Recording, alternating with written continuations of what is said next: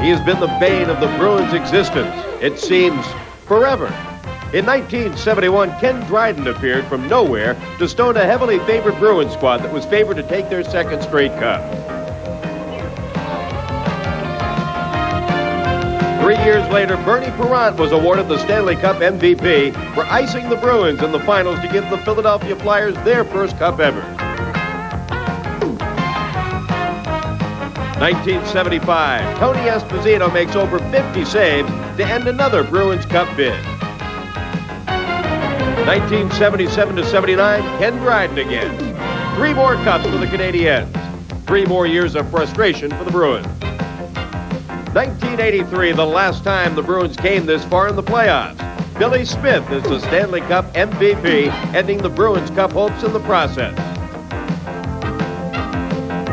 The next year, 1984, Steve Penny experiences his one moment of NHL glory at the Bruins Express. Then in 1986, Patrick Roy sends the Bruins packing on his way to a Conn Smythe Trophy as the playoff MVP. Since 1971, 6 goaltenders have been the playoffs' most valuable player. 4 of them have counted the Bruins among their victims.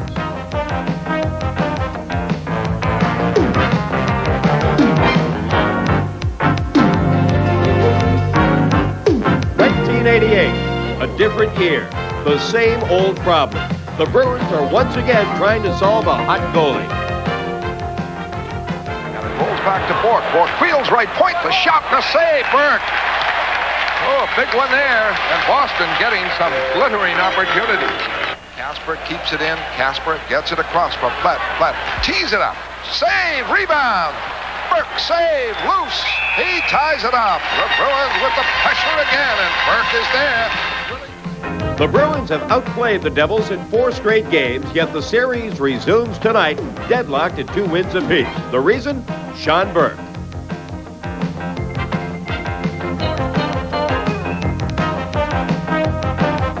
Much has been made of the circus atmosphere surrounding Game 4 in New Jersey. Did it affect the Bruins? Who knows? Who cares? The real story will set up shop between the pipes for the Devils moments from now. If the Bruins can't solve Sean Burke soon, yet another goaltender may march to the Conn Smythe Trophy on a carpet of shattered Bruins playoff dreams. Live from the Garden, it's Game 5 of the Wales Conference Finals. The Bruins and New Jersey Devils on NESN. Hello, everybody, and welcome to Boston Garden for Game 5 of what, in essence, has now become a best-of-3 affair to win the Wales Conference title and make it onto the Stanley Cup Finals. Hi, I'm Dave Shea, and the key tonight, well, obviously the goaltender is always a key, especially in this series. Reggie Lemelin and Sean Burke playing excellent hockey.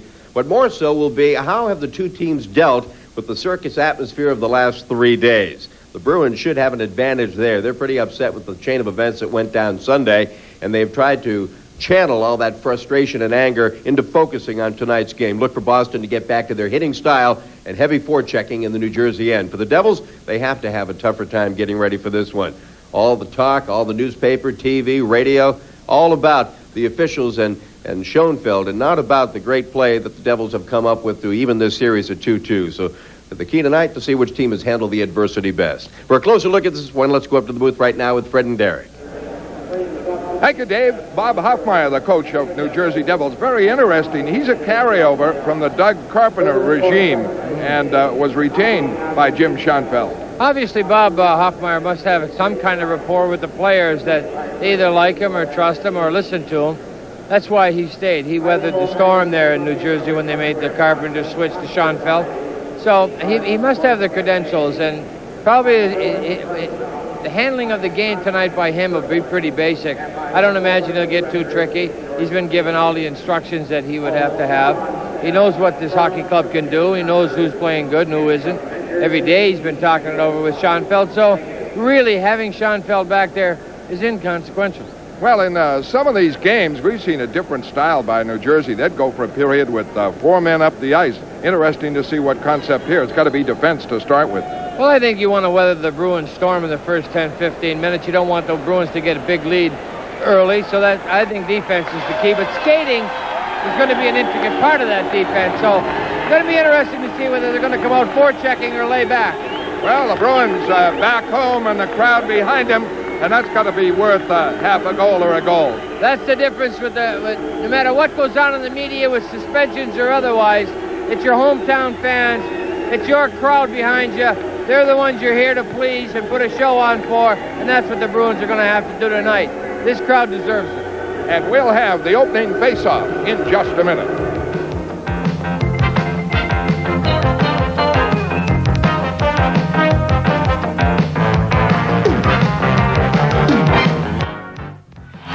NESN's presentation of Boston Bruins playoff hockey is brought to you in part by Bud Light.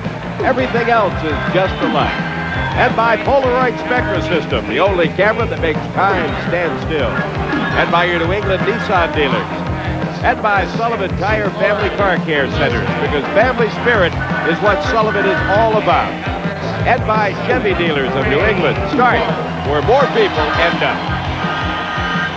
Hello again, everybody, and welcome back to the Boston Garden. This crowd is ready for hockey. And Derek, I think we're going to see the hardest hitting of 5 games to date in this series, and we're also going to see the Bruins play their best 60 minutes of hockey. They are geared up. Well, I think you have to have that kind of intensity in this game. They started Jay Miller and Crowder and Lindsman against the Verbeek line. So they're going to try to set something, I think, physical right off the bat. Send them a little message. We'll just see how it goes.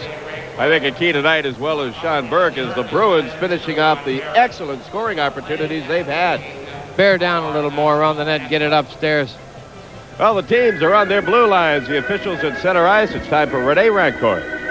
Oh, say, can you see by the dawn's early light what so proudly we hailed at the twilight's last gleaming, whose broad stripes and bright stars through the perilous fight o'er the ramparts we watched were so gallantly streaming, and the rockets rattling, the bombs bursting in air, gave proof to the night that our flag was still there. Oh, say does that star-spangled banner yet wave o'er the land of the free and the home of the brave? Rene Rancourt of the national anthem, and we are set to go. Your officials tonight: Denny Morrell, the referee, the linesman Wayne Bonney, and Swede Knox. Now, behind the bench, Jim Schoenfeld serving a 1-game suspension tonight, and there is Lou Lamoriello, the president and general manager of the New Jersey Devils, who at one time was also the head coach of Providence before becoming that school's athletic director. So Lou comes down from the ivory tower to get in behind the bench with Bob Hoffmeyer. Dennis Morrell just spoke to him as we'll look at Sean Burke, and evidently said who's in charge here, right? Right. Who's? I don't imagine Lou's there just for window dressing.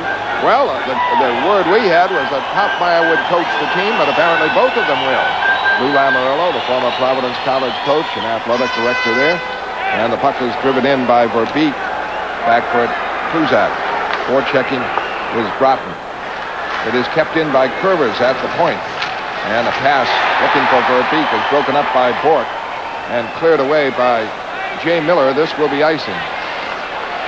Curvers back for it, and starting for New Jersey, their offensive team. Well, they're going to go out. I think they're caution to the wind here. Try to get that first goal, that all-important first goal. Lou Lamoriello, class act, you know, very nice man.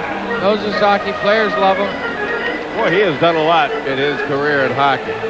You know, he's done a lot in the transition to class up this New Jersey organization.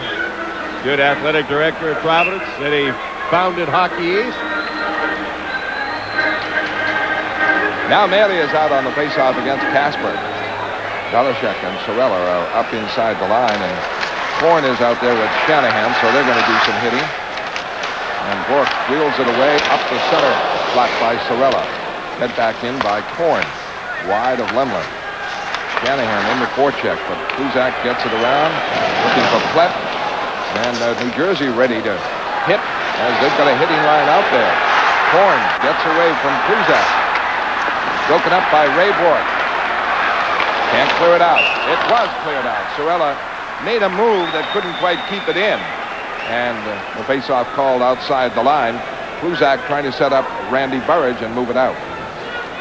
Well, Jim Korn is such a tough customer to try to take out. Gordy Kluzak came at him from kind of the back half side there. You really have to front him up. Gordy never had good body position on him, but he didn't want him to turn the corner with any authority, so he did get some weight into him a little bit, which kind of threw him out, sent him wide, kept him there. I know Gordy was probably wanting to put him through the end of the side of the building. Janney is on the faceoff with Sundstrom. Neely trying to work it free, and he's checked at the line by Willanen.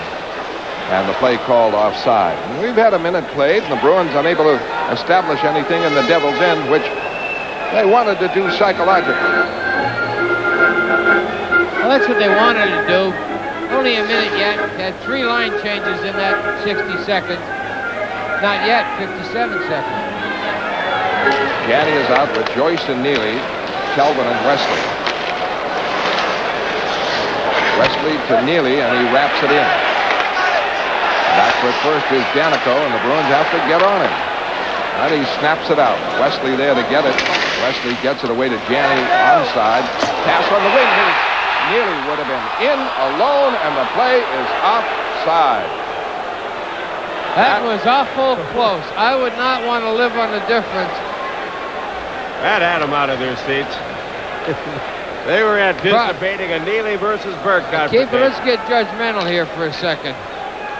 There it is, over the line. That's onside. That's onside as far as I'm concerned. Onside, he would have walked in alone. Well, let's go back to the other guys. Let's get Vin from the other night there. Paul McGinnis and the boys. No, not to pick on them already. No. No. The draw is to Peterson. He's on defense with Ray Bork now. Bork trying to break away, and he's checked all the way by Doug Brown, who didn't play the other night. In deep, it is Johnston up from Maine Mariners. Was eliminated in the American Hockey League, and he's dressing tonight with Byers hurt. And Brown clears it. Will be icing. You know, I'm thinking they're using Doug Brown, who is much the better checker in a small building because he's so quick and he can turn on a dime. Maybe they figure he's a little better in faster ice surface like the Garden, New Jersey. Terrible ice surface.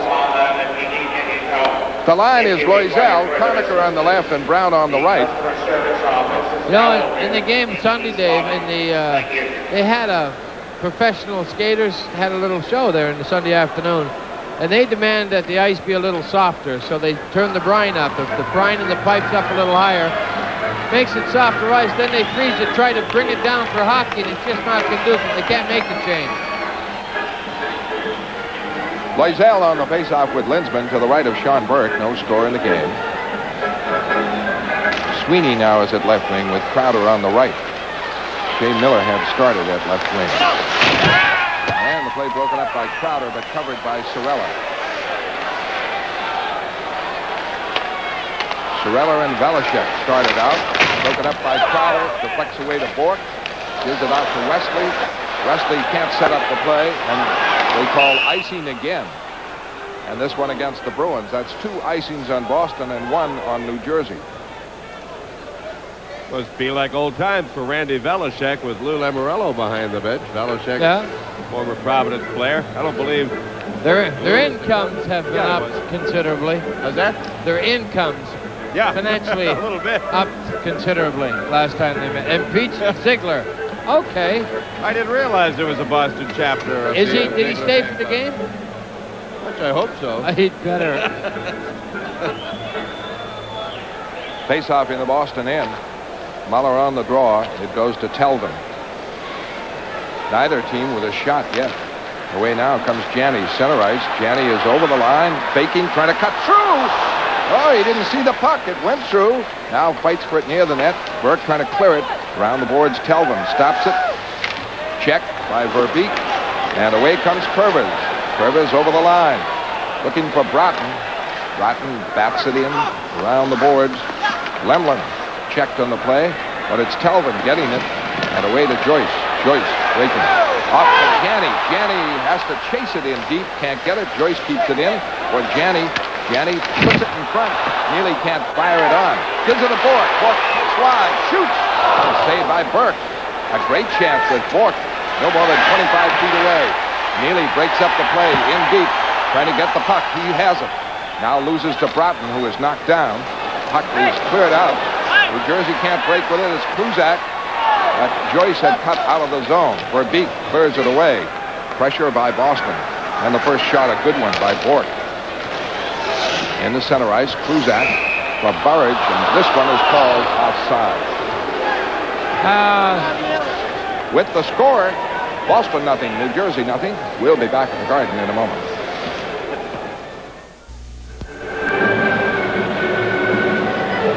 Close call again, Derek. Only this angle. Watch the left foot. The left foot is the key one. The left foot was behind, not the right. The right had preceded it. But as long as you have the left foot behind that, on or behind that line, you're okay. The Boston line is Kasper, Burridge, and Plett. No score in the game. Plett drives it in. Around the boards it goes to McLean. McLean gets it back to Wolanin. Wolanin to Sundstrom. Kicks it away, and a break here for New Jersey. Over the line comes Maley. Maley right in for a great chance. And a big stop. Beautiful play. A goal-scoring play by Maley. Not rated as a goal scorer. We called him a journeyman once. What a move he made. And a drive down. Lundlund makes the save on McLean. Sundstrom keeps it in. Sundstrom wheeling it back to the point. The return pass in deep. Peterson trying to check it. Maley keeps it in. Bruins hard pressed here. It deflects to Wolanin. He's checked by Peterson. Burridge on it. Burridge clears it out. And Plett starting to break. Up the right wing side. He's all alone. He goes deep. Holds it. Looks for a trailer. Gets it in to Linsman. Linsman drops it back. Telvin able to keep it in. Across for Wesley. The shot blocked and caught by Burke. And Burke is hit by Linsman. Oh, heavy action there. Dave Maley, what a play he made coming down. Well, I think he's going to call Kenny Linsman. And then a slash. With the score of Boston nothing, New Jersey nothing. We'll be back on NESN in just a moment. Great move by Dave Maley, and I don't know if Steve Kasper saved the day or not, but he was quick to get in behind here. This puck bouncing, that would have gone wide. It would have gone wide, but he was there to make safe. the play. Here's the little flip shot by Wesley. Now it tries to, Linsman misses the tip. Doesn't know, he doesn't have it. He runs into him. Illegal check. I don't know, he's in the crease area there. No, he Derek. wasn't. He was outside the crease. I think he was in the semicircle, Kirk. I really do. I don't think he strayed too far from the cage. He never had control of the puck. That's what I thought he was going to go to hit a little body check, lose the puck. Bruins keep it inside the line. They're short-handed. The face-off in the Devils' end. Penalty on Linsman on the first power play of the game for the Devils. The shots are now even 2 apiece. Big save on Dave Maley by Lindland. And breaking it now, Muller. Muller works it over the line off for Verbeek. Verbeek back for Kurvers. Kurvers pops it in front. Knocked away, and Burridge can't clear it. Kept in by Driver. Driver cross for Verbeek. Check, puts it in front. Knocked away, goes behind the net. Picked up by Muller. Muller, a lot of good moves on the power play for New Jersey. Back for Kurvers. The shot deflected wide. Telvin trying to get it. He's taken out. Muller moves it behind the net. Didn't take the shot. Tried to drop it back, and it was missed. It was away from Kurvers, who never had a chance at it. Good-looking power play by New Jersey without a shot on yet, though. And the Bruins trying to forecheck. In the center ice. Puck is flipped into the Boston end. Going for it, Muller. Muller is hit hard. Puck bounces behind the net. Bork with it. Bork trying to clear it out. Can't. Driver gets it. Moves it in front. Missed by Verbeek. He had the open net on the pass-up. Now it's back to Driver. Driver, a screen shot. Blocked in front. Cleared. Bork blocked it, fed it to Middleton, and he fired it out. They don't have a shot on, but they've had some good chances. That one from the point by Driver. Driver puts it in. Kuzak can't clear it out. The Devils keep it in. Wheeling is Loisel. Loisel back to Danico. Fed back in for Brickley. Brickley puts it in front, and the shot went wide, and Loisel is spilled. And they let it go, and Burridge works it out. And his clear is onto the Devils bench. Without a shot on, the Devils, though, have kept the play in on the Boston end with threats. Well, Driver's shot, that's what their point men like to do on the power play. They don't so much shoot to get the puck on goal. They shoot to get it to a forward on either side of the net and see if they can't create a little havoc with a redirect. And here it gets through Bork's feet. That's awful tough to one time like Verbeek tried. Have the stick on the ice and try to redirect it. He tried to shoot it all in one motion. That was a designed play. He was definitely trying to set Verbeek up for a redirect there. Which they have done a lot in this year. They've done that a lot in the playoffs. Yes, they have. Been successful at it, too. It's a difficult play to pick up. Only has to get through a couple of times. Wesley clears it. 10 seconds left on the power play. Joyce is down. Battles Danico. Fights for it in the corner. Kills time in the New Jersey end. Joyce trying to get a face-off down there. And he does. And the penalty is up. So Bob Joyce killed off 10 seconds. 14, actually, after the face-off. Excellent effort on Joyce's part to go in there, take Danico's body instead of playing the puck. Then turn around. He knows Danico's going to pin him. But stay there and be satisfied with the face-off down there. There's quite a stat. Bob Joyce, leading rookie scorer in Stanley Cup play. He's at left wing with Janney at center. You got an awful lot of youth out there now. Yeah. Wesley and Talbot. 13:37 left in the first period. And the Bruins killed off a New Jersey power play. New Jersey with, you might say, missed opportunities. Territorially, they had it pretty effective in the Boston end, but they did not get a shot on Lemlin. Dave Maley. He's been a surprise. Canadians gave up on him. Gets the draw. Sundstrom's pass out stopped. Fed back in by Janney, but taken over by Danico. Up center ice. Blocked. Fought for. Janney with it. Over the line. Moving. Puts it in front. He tried to set up a pass for Joyce. It was blocked by Burke. Fought for in the corner. Neely trying to get it. Trying to come out with it. Janney down. Puts it in front. Skated off by Wolanin. Kept in by Wesley for a screen shot just wide. And the long rebound in the center ice. Sundstrom gets it. Over the line, the pass intercepted by Talbot. Knocked down on the play. Neely rattled Sundstrom and knocked it down. Wesley breaks it out. No score. The flip in wide of Burke. Loisel with it. Crowder in, checking the play. And puck is cleared out by Conacher. Good check on Velishek by Crowder. The Bruins have to do that, establish that intensity. Kluzak out the center ice, handled by Lindman. Lindman breaking, going deep. Cuts in. He's hauled down by Velishek, who prevented probably a goal there. Lindman turned him with that great speed. And when Kenny Lisbon got up ahead of steam, that's indicative of the way he'll play the rest of the night. When he's skating that early, that quick. He just had Velishek just flat foot. He goes, oh my God, Lisbon's coming at me full steam. Couldn't turn him, had to haul him down. Score Boston nothing, New Jersey nothing. Back in the Garden in a moment. Boy, watch Kenny Lisbon throw it into overdrive right here, going Right around there. Velishek. No Now he choice gotta but pull to him grab down. him. That almost goes in. Schonberg's not sharp. He gets down quick as any big man I've ever seen. Power play Boston. They're first. Linsman created it, but Loisel gets the draw, and Driver gets the clear.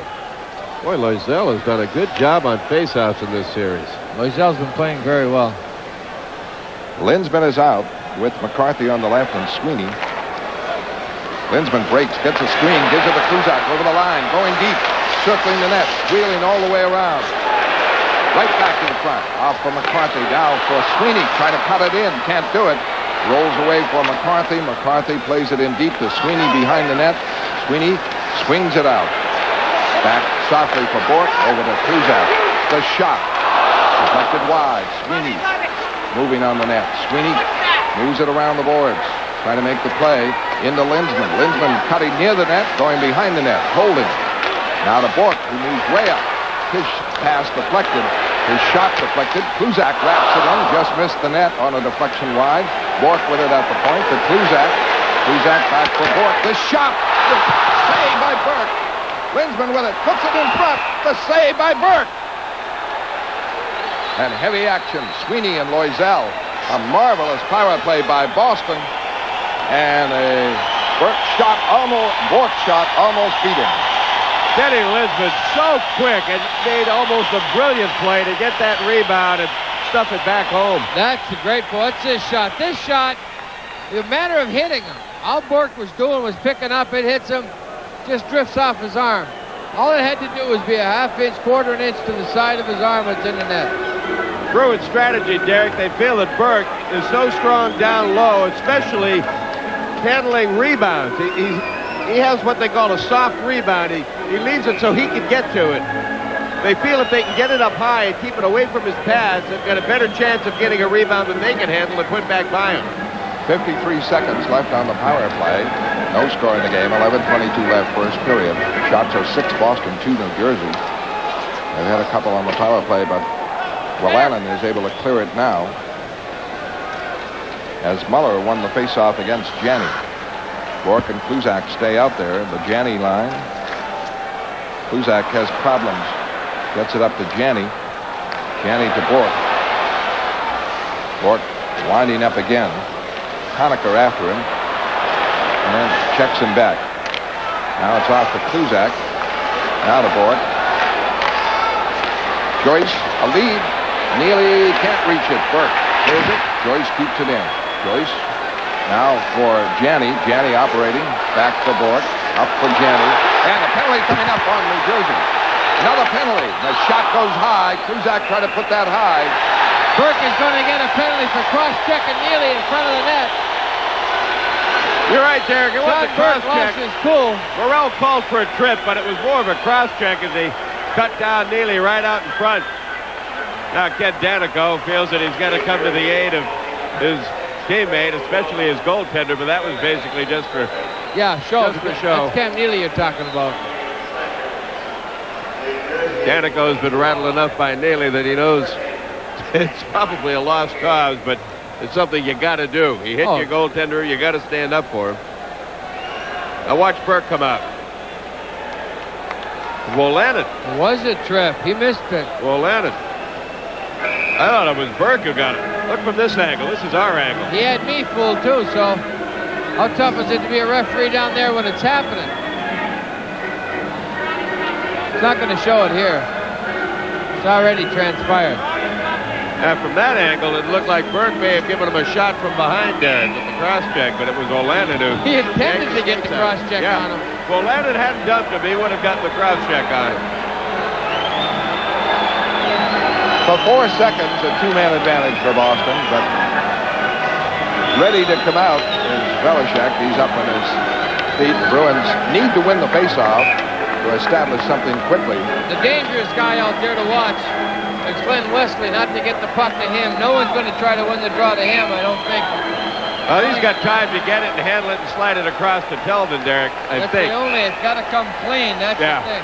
Right. Sweeney and McCarthy are on the wing. Bruins win it. Wesley with it. Wesley fires. Save by Burke. Oh, moved right in front and unloaded a slap shot from 30 feet. Great opportunity that was. He did work hard on getting the draw back to Wesley with the 4 seconds. You were right, Dave. He just got the time now. He's going to get away from the guy coming out of the box. Great shot. Burke right there. Seemed like there was a funnel of players on either side, Derek, that forced Wesley to pretty much shoot at the heart of the net. Well, I thought he'd go to the corner with this. Gets a left foot on it. The Bruins are still on a power play. It is their second. Their first one was good. They're up to 8 shots to 2 for New Jersey, but it is no score. And Sean Burke doing his thing. 21 years Mage, an amazing situation. He has been the team. Bruins have outplayed New Jersey 4 games. Calvin keeps it in. Great play to Wesley. In the screening, behind the net to McCarthy. McCarthy around for Lindsman. Lindsman holding. Still holding. The pass for McCarthy is blocked partially. McCarthy gets it now. To Telvin. McCarthy into Lindsman. All the way back for Telvin. Shot. Save. Rebound. Wesley. The shot. The save. Burke. Well, he's the story. Wow. That's all. John Burke, keep this up. It has a telling effect. The New Jersey Devils feel that they should be down a couple of goals at this point. Very tough to regroup. Sean Burke's got to make a mistake sooner or later with this amount of shots. Tom McCarthy's out in front trying to bother Burke. And did a great job, but he wasn't able to pick up this rebound until it was through his legs. Delvin will get the shot off on net. Look at McCarthy trying to hound Burke. It's a foot, comes around, now he gets the poke checking away. Tommy just didn't get to it quick enough. It's the slap shot that he gets to see. Well, he's one of those, if he can see it, he'll get it. Amazing. Watch that glove. It's like a lobster claw. Now. Got a great future, this young man. Present's not so bad. Yeah. Just going to say, it's too bad it isn't the future that is going to be great. He's great now. Bruins would prefer he wait till the future. 124 in the power play, and for all the time the Bruins have kept it in. And a heavy hit and a penalty coming up here. McCarthy in a collision with Loisel. Let's see what's called. McCarthy is going out for interference. Ah, that's a cheap call. They collided. Looked like they had each other tied up. Sure they did. Eddie Morrell, interference on McCarthy. Notice the other night, Kerry O'Reilly behind the bench, and the up-close shots, he had a black eye and a cut on the side of the eye, and Well, rumor has it, around in practice, he got a stick on the side of the head. Exactly. I asked him this morning, he says, boy, people thought I was in a fight. Was it Jay Miller? Jay Miller, yeah. He said we were fooling around along the boards, and Jay got me with a butt end.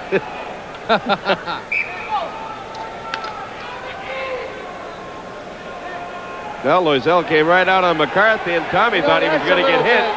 Put his arms up. Like in basketball, offensive foul. He was coming out to the point to make the move. The contact was turned by McCarthy turning. Could have called them both very easily. Each team short a man, and Maley breaks it out with McLean. Off for McLean, over the line, and in deep. Holding. Still holding. Tucks away from Kluzak. Now drives it in on the boards, and taking over is Ray Bork. Greg Johnston is out. He played once before. It's away to Middleton with Johnston. A lead for Kluzak. He's on the move. Stops. Hauled down. Bork gets it. Keeps it in. A shot. A save by Burke with Middleton cutting in front. A hooking call here on New Jersey. Well, that was delayed. The Bruin bench came flying up off the seats when Kluzak was dropped. When I looked over, Denny Morrell didn't have the arm up at that point. It had to be the call on the player sliding into Sean Burke. You think it was I don't think it was. I didn't know whether he missed the original call on the trip on Kluzak. Right. And gets. Now here's where the crowd and the hauling Bruins. down Middleton. This is what the Bruins bench wanted called. Right. They don't get that, but they get the thrust after this. Now they'll get it. Ray Bork just wristed into the net. Ricky Middleton hauled down. Really, the more of a penalty on Kluzak. Oh, Belichick again in the box. Hey, Randy's going to have a pregame skate between 1 and 2. He's going to be stiff for the second period. He hasn't had much ice time. The Bruins have spent their power plays in the New Jersey end, and now something we rarely see, the 4-on-3. And Wolanin will not be back for 45 seconds. For Boston, Terry O'Reilly sends out Lindsman and Neely with Bork and Kluzak, and Boston with 10 shots, New Jersey with 2, and it is no score with 9:17 left in the first period. Fred, has it been determined who's taking the bows for a New Jersey win, or who's taking the blame for a Devil loss behind the bench? Well, Lamoriello is coaching, no question about that. Whether he's the head coach or not, we don't know. Puck to Kluzak. Flips it to Bork. Bork holding. 4 on 3 to Kluzak. Kluzak for Bork. A shot. Burke makes the save. He's right there again with Lindsman in front of him. Throws a punch at Lindsman. Let's see. Will he call it? Will he call it? He's got to call Sean Burke. And that's what the Bruins have been trying to do. Frustrate Burke. Crowd him. Get around him. Bump him. Frustrate him. Get him to start thinking about something other than watching to the puck.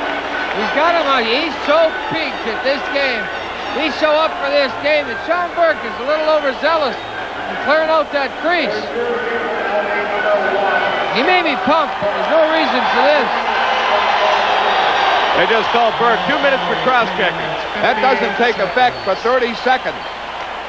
And when it takes effect, 1 minute. there will be 1:15. 1:15 of 5 on 3. Or, Well, yeah, 5 on 3? 5 on 3 because Right. McCarthy will be out McCarthy in will be out. 1:10. Right. And the Bruins are up to 11 shots to 2. Actually, Fred, that'll be, what, 5 on 4 when that 30 seconds is up. 4 on 3. The Bruins are going to have an Yeah. advantage for a long stretch, including a 2-man advantage. The key Right. here is to stay out of the penalty box. The Bruins do not want to. This is where discipline comes in. If there's an opportunity where there's a loose puck, don't haul anybody down to get at it. Let them get it and shoot it down if they have to. Don't come up with a silly penalty and equalize this opportunity. Sorella is out with Driver, and the lone forward is Broughton. The Bruins, of course, still have McCarthy in the penalty box, so they have Kluzak, Lindsman, Neely, and Bork. 9:02 left, first period, no score. Broughton and Lindsman.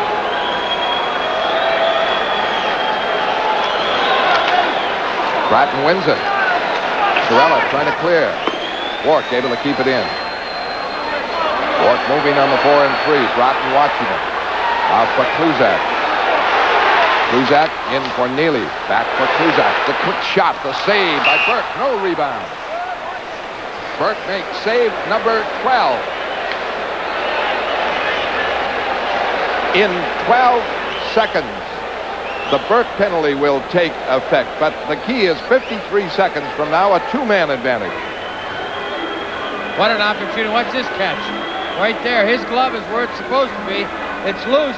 Cam Neely just doesn't get to it in time. Sean was lucky that bounced the way it did off of Kenny Lindsman's helmet. That goes to his left instead of to his right. Yeah, that's where That's the in luck the net. comes in. The Bruins are getting the opportunities. Right now, Sean Burke has got shamrocks, rabbit's feet, etc., and a ton of talent to go with it. I think Bruce Driver knew that Denny Morrell wasn't going to call anything else for a while. He just wrapped the right arm around Lindsman, picked him up, and drove him down.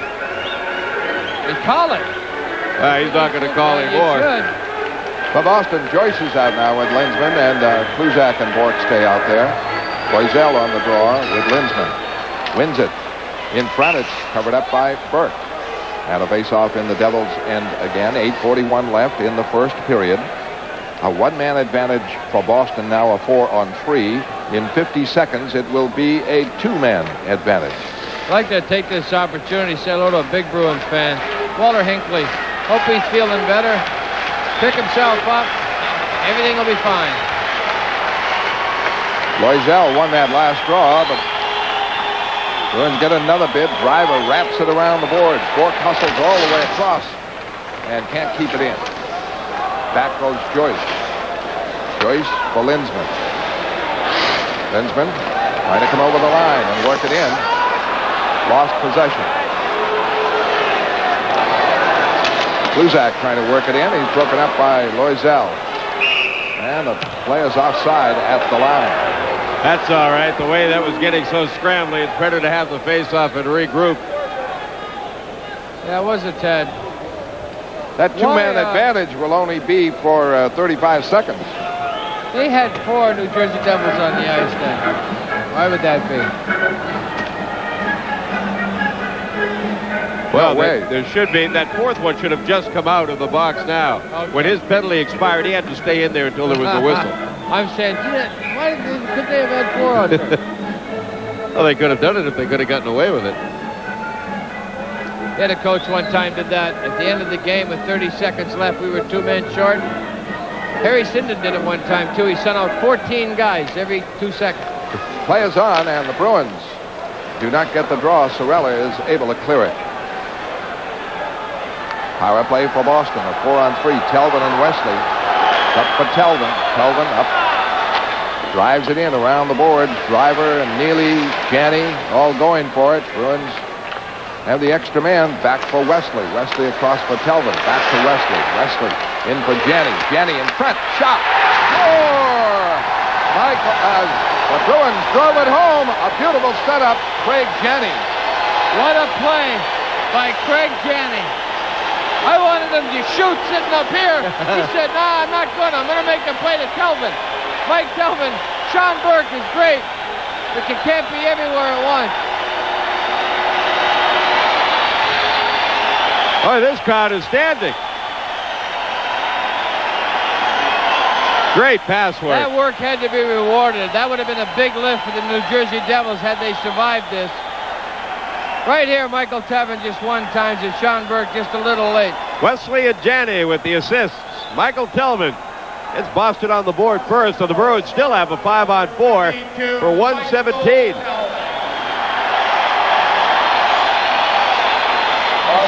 Well, the Bruins were on the board first with a power play goal in Game 2, and New Jersey regrouped. It's important for the Bruins to get the next one as well. Danico able to clear it out to Brown. Brown is checked on the play. The puck to Janney. Wesley drives it in. Neely around the corner. Janney there. Janney gets it to Joyce. Back to Janney. Back to Joyce. Cuts in front. Shot. Save! Burke as he wheeled right out of the corner. And then is knocked down by Danico after the whistle. Now what is he going to do? Now that's after the whistle. Dennis Morrell, you got to call this stuff. They want the violence to stop, the high sticking to stop. Perfect opportunity to call it. Cost them a game. Make the call. Well, he's not going to make it. And how he can, I don't know. There's 15,000 people here. Terry O'Reilly's got to be bent out of shape. Look at him. He's sitting on the side of the bench. Now, what is going on? An infraction, call it when it happens. I don't care how many penalties in a row you've called on one team. That's blatant. That's got to be called. I mean, what you're saying is that's okay. Yes, it's okay because we want to keep the game close. That's wrong.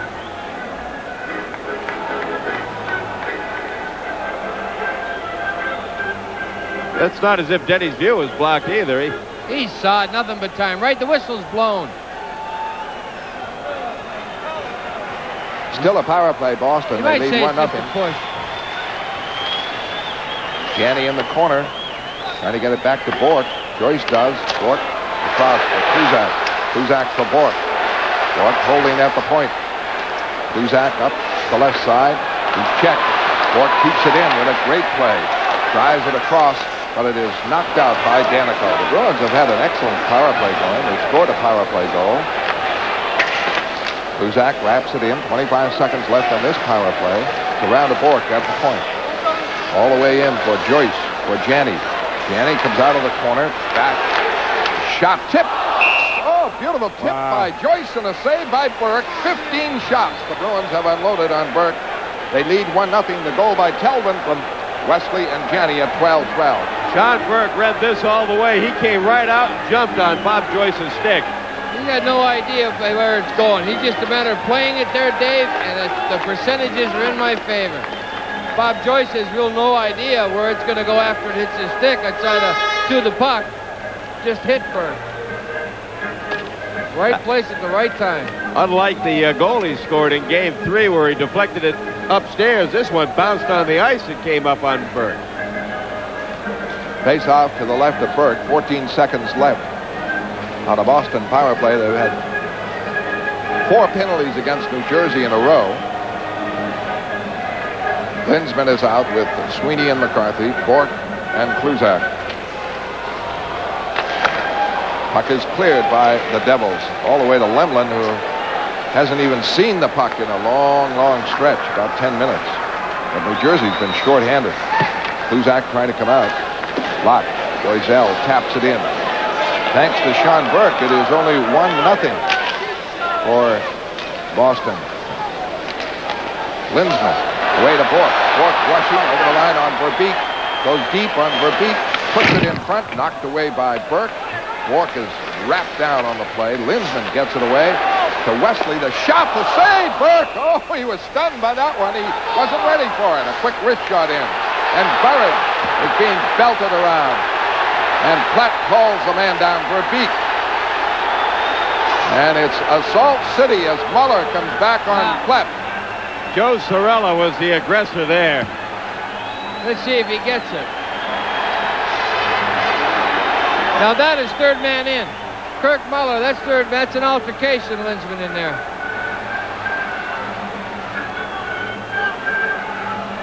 Randy Bird just went to the net. Cirella wrapped him up and kept working him over.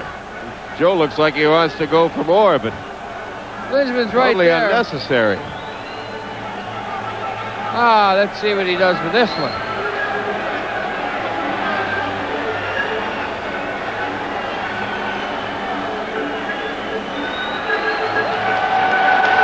And with a break in the action, let's pause for this message.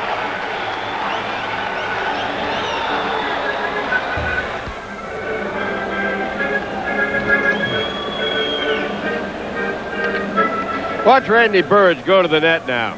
He'll spin off of Cirella, and the puck now just covered by Burke. He was having trouble with it. Now Bird isn't doing anything. Now look at Burke and Cirella. Say, hey, Randy There's says, a right all hook right. by Randy Burridge. He got one in. You want to play it rough? Fine. A lot Now of red Sean sweaters. Burke doesn't see this till it gets by Burridge. That's what rattled him.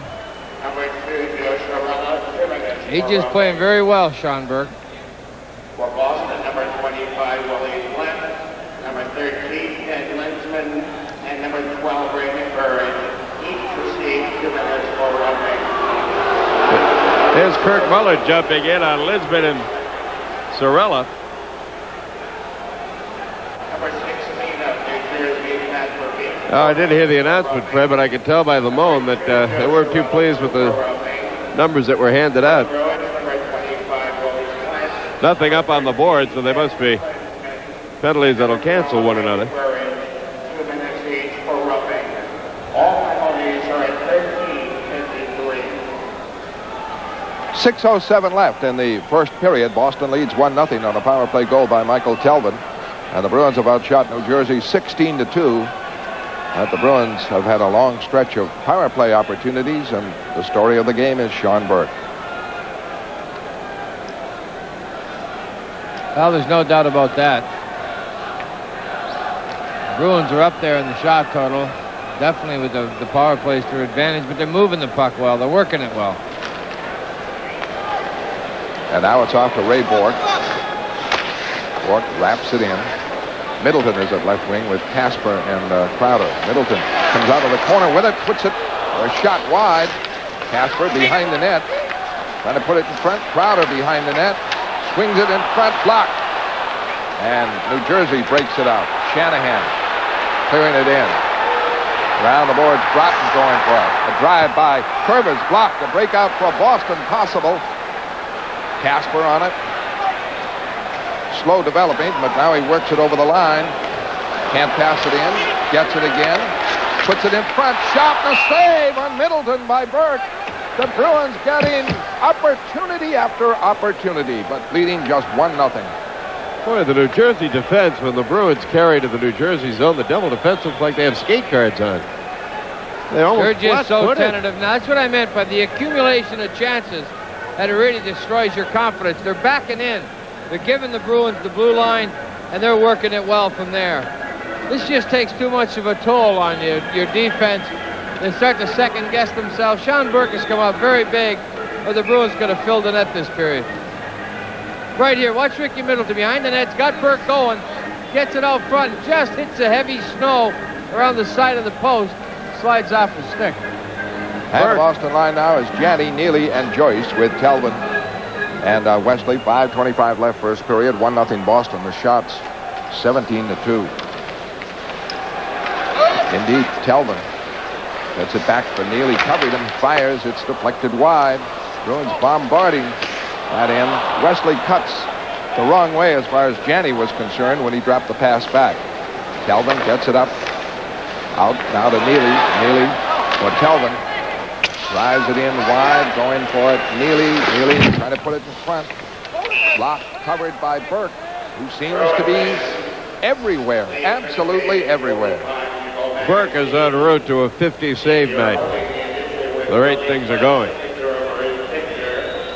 Bruins have totally dominated play. Reggie's probably going to have to be reintroduced to the puck. He hasn't touched it since the first 4 or 5 minutes of the game. Yeah. It's tough. Feel bad. It's very tough. I mean, at least Burke is in the game. You know, mentally, he's in his flow. Reggie's hoping that he can answer the bell when the time comes.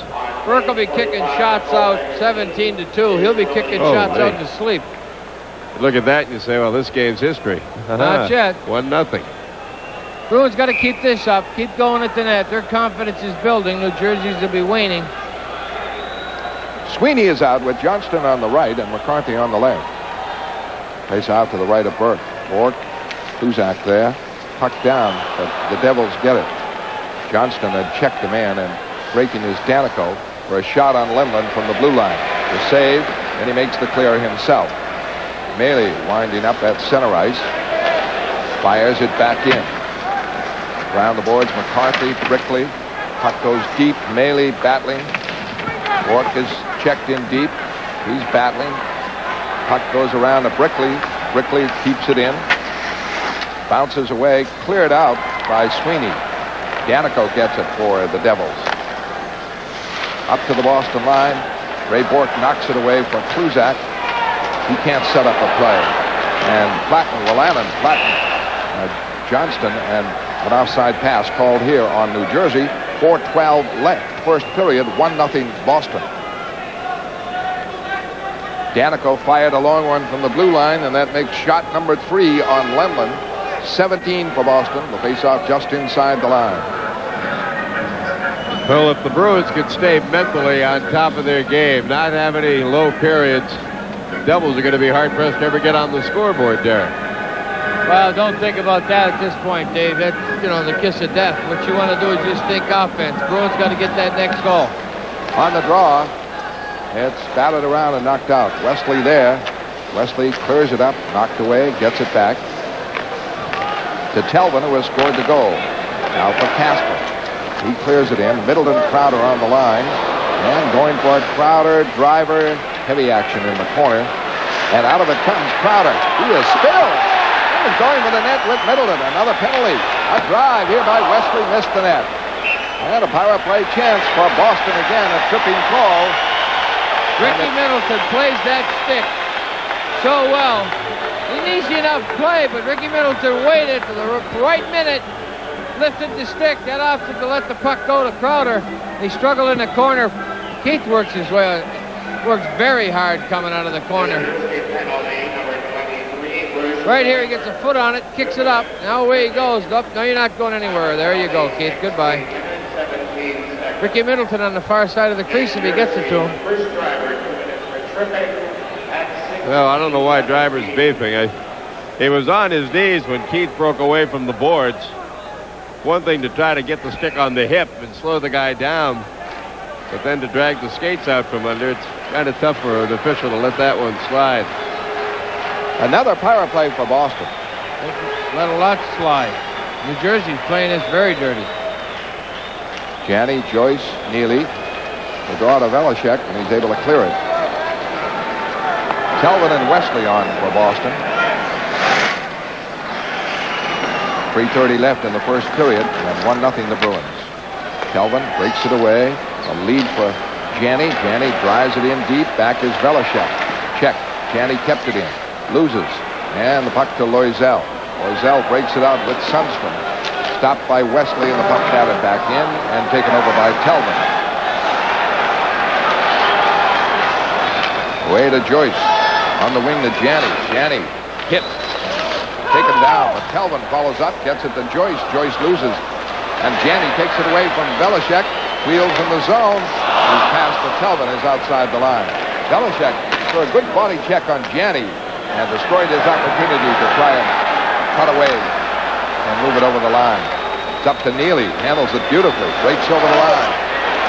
Still with it. Drops it off for Bork. Bork for Wesley. Way in. For Gianni. Scores! Gianni set up by Wesley and Bork. It is 2-0 Boston. All right, great passing. The Bruins going to an open area. Very aware of each other out there. Very aware, but what can you say about Craig Janney? He was all over the building. He signaled to Wesley. Get it. Oh, he gave him a little howdy-do. He's going to get loose here. I want the puck. Right here, zoom. There was the stick, Fred. You were talking about it. They're doing a great job, though, of looking for each other, though. Well, great play by Cam Neely to get it to Bork over to Wesley. Now, I thought he was going to give it back to Neely. So did Sorella. He makes the play across to Janney instead. Craig Janney, the rookie, with a goal and an assist. Getting the power plays going for Boston. 2-0 the Bruins, 2:19 left. 18 shots to 3 for Boston. Bork in deep. Burridge with it.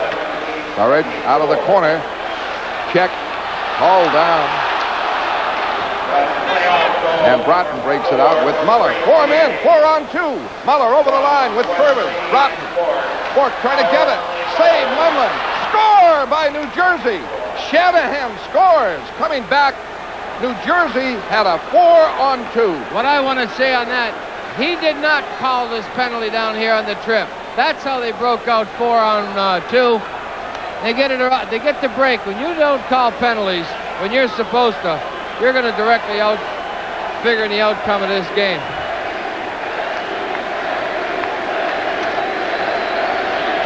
Well, it's Shanahan there, and he scores the goal, nullifying a marvelous opportunity for Boston, a 2-0 lead at the end of the first period. Well deserved with scoring opportunities, but a 4-on-2 is simply too much to give up when you have a 2-0 lead under any circumstances.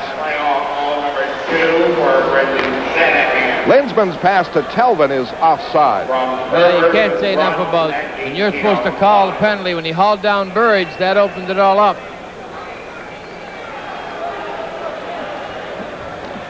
But 2-0 with a couple of minutes left in the period, under no circumstances should 3 men be trapped, even if they're all fouled in the other end.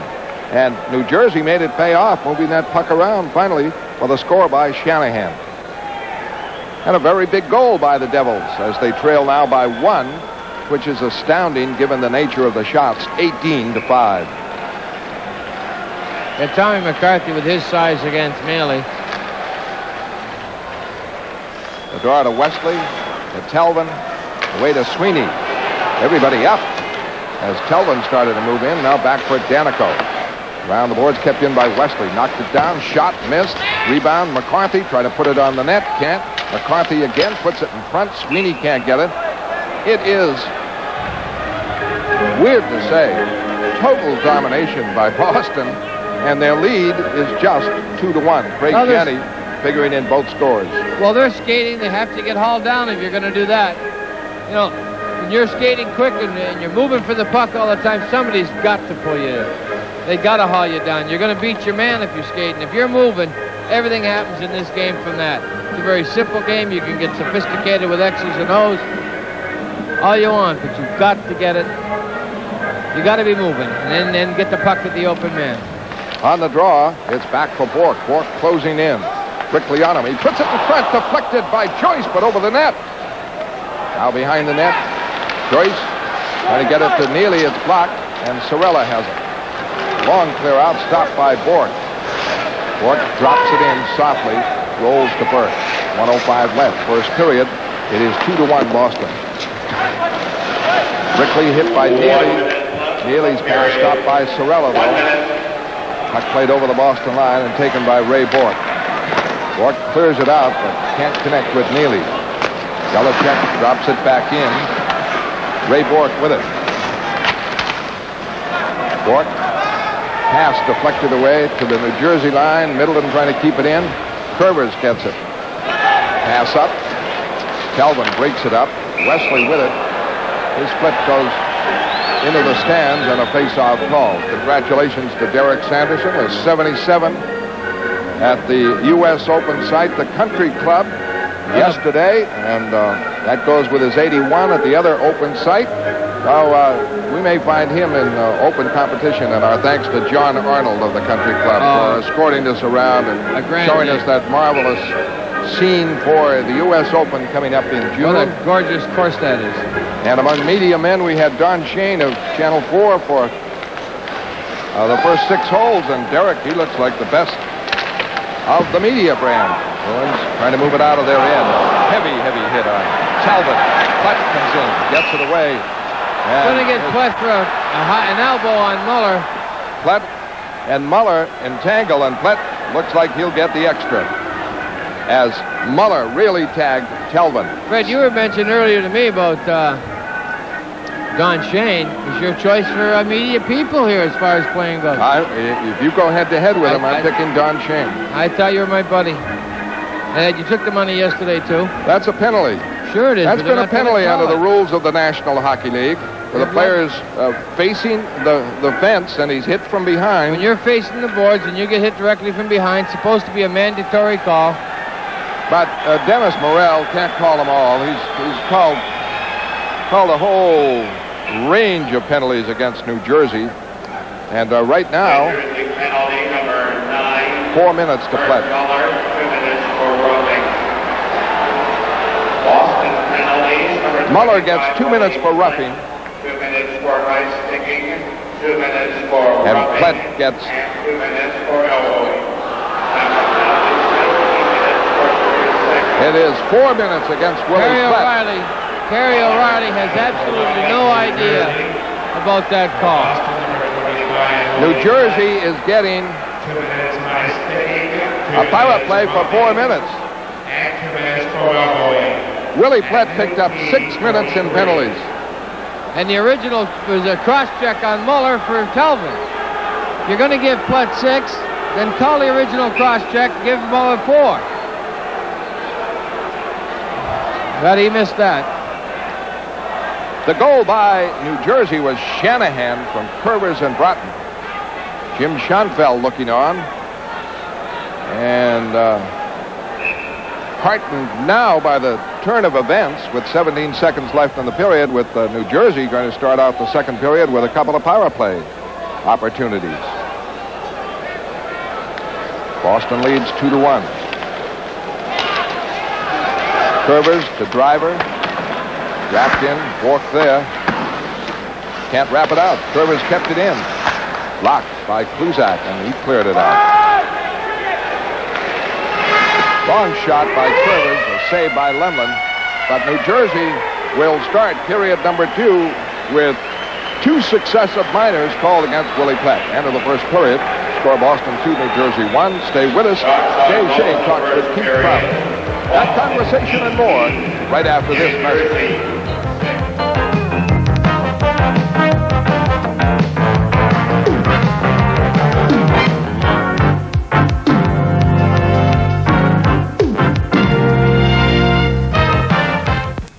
Well, what an unusual series this has turned out to be. And 18-6, the shots on goal advantage for the Bruins in that first period of play against the Devils and Sean Burke.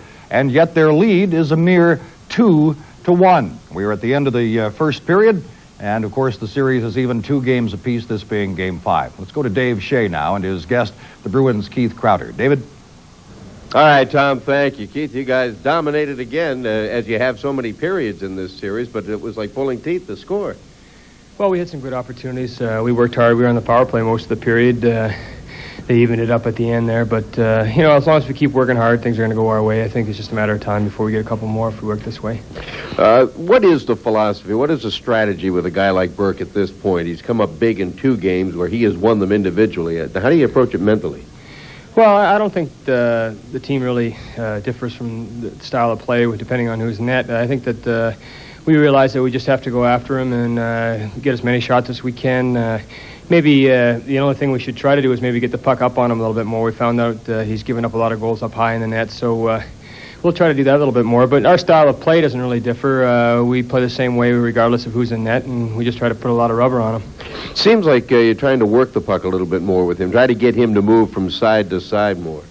Well, I don't know if we're doing that or not. I don't think with a good goaltender you can be too selective on your shots or your type of plays you want to make. You just want to let him, try not to see the puck as much. Get somebody in front of him, hopefully more on the power play, obviously, than on the regular shift. You get somebody right in his face and try to shoot some pucks high on him. But, he's a good goaltender. He's played well a couple of games in this series, and we got to him the other game. So hopefully it'll be like that again tonight. Well, it took a few shifts, but you guys finally got on track and have been going under a real head of steam ever since. A good heads-up play with you and Rick Middleton along the boards that drew a penalty. I thought you were going to walk right out in front, but Bruce Driver didn't want to let that happen. Well, it was a good dump in by Stevie, and Ricky just lifted the guy's stick, and I was able to get in the corner and out-muscle Driver. And as I was walking out, I saw Rick. It was like a quick two-on-one. They only had one defenseman back, and he pulled me down from behind.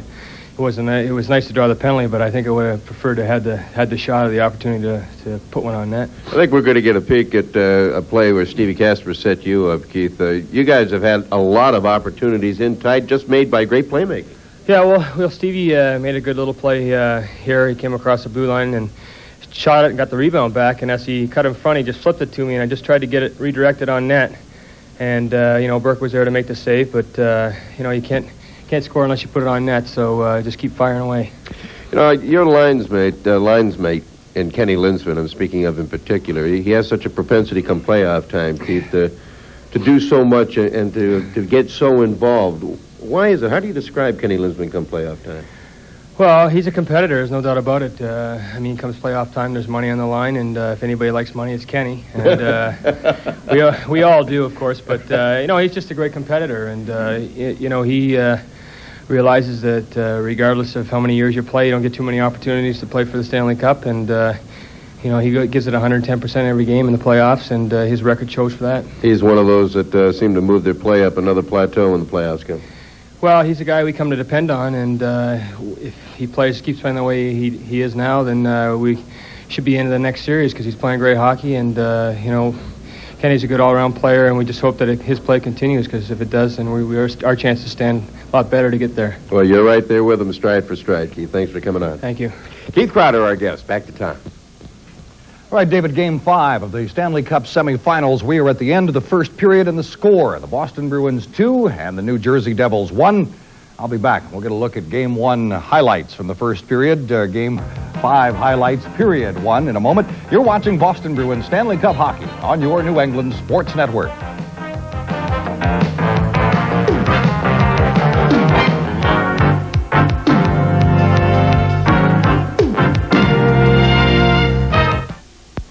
Well, the word came shortly before game time tonight at Boston Garden for this fifth game of the series that New Jersey coach Jim Schoenfeld was suspended for this one game, fined $1,000, and that the Devils as a team had been hit for a $10,000 fine. Now, the first word we had was that Bob Hoffmeyer, the assistant coach, would be behind the bench for the Devils, but it turned out to be club vice president, general manager Lou Lamoriello, the former Providence College coach, with assistance from Hoffmeyer. Terry O'Reilly for the Bruins. The Shiner courtesy of a mishap in practice. Jersey would again be riding the goaltending of the rookie Sean Burke. If he's hot, they can win. In the first period, he was. With it, Wesley fires, save by Burke. Rebound, Wesley, the shot, the save, Burke. Bruins getting most of the opportunities. Burke shutting them all down. He contributed, though, to his own problems. A cross-check that he laid on Ken Lintzman. He chased him around the net to get it done, in fact. The Bruins benefit from the penalty, score their first goal on a 4-on-3. Kelvin back to Wesley. Wesley in for Jenny. Jenny in front. Shot. Score! The Bruins drove it home. A beautiful setup. Craig Jenny. Kelvin's second of the playoffs. Wesley and Janney assisting, but the 1-0 lead did not reflect the nature of the game. The Bruins outgunning the Devils 16 shots to 2 at this point, so this next one was big and very pretty, too. Still with it. Drops it off for Bork. Bork for Wesley. Way in for Janney. Scores! Janney set up by Wesley and Bork. It is 2-0 Boston. Not for very long. It was just seconds later the Devils broke out on a 4-on-2.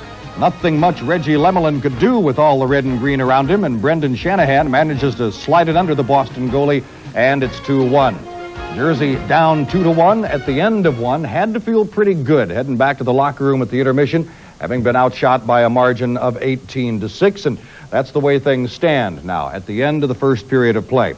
Some other perspective on tonight's first period now, once again to Fred Cusick and Derek Sanderson. Thank you, Tom. The beauty of hockey is the goaltender can make the big difference, and Sean Burke certainly is. But the amazing thing about Burke, he seems to thrive on work. He does. He's the type of goaltender that when he's up for a game and things start faring well for him, he's tough to put away. The Bruins are going to have to get a fluke on him. I don't think he responds very well to a bad goal. I think he's very high-strung. Consequently, starts hitting people in the crease unnecessarily, punching and cross-checking and getting a little preoccupied. I think if they hover around him a little more, and he's going to be thrown off somewhat, and hopefully they get a chance or two that they can put in. Well, the Bruins were terrific in that period, but New Jersey awful.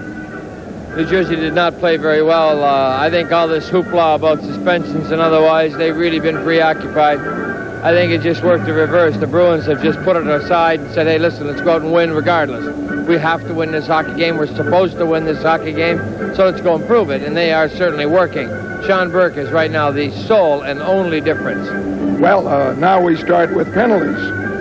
The penalties, they were meted out. Now, I know a lot of people say to you, well, geez, you can't call them all night. Well, you can. That is what it's for. That's what stops the high sticking and the violence and the charging. Call them when the infraction occurs. He never chose to do that. Now, at the end, he evens it up with a triple on flat to start New Jersey off with a 4-minute man advantage. So, I don't know. It's just inconsistent. And now here's Tom. All right, Fred, and the score 2-1 at the end of the first period of play. I'll be back. We will have more in a moment. You're watching Boston Bruins Stanley Cup Hockey on your New England Sports Network. We are at the end of one period. Boston 2, New Jersey 1.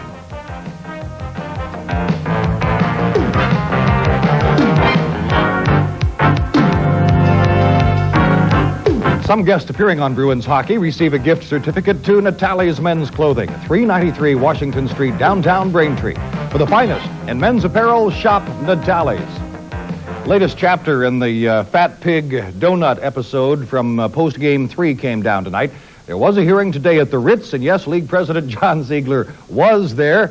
What was decided was what disciplinary action, if any, to take against the Devils and their coach Jim Schoenfeld for what happened after the Bruins win in Game 3.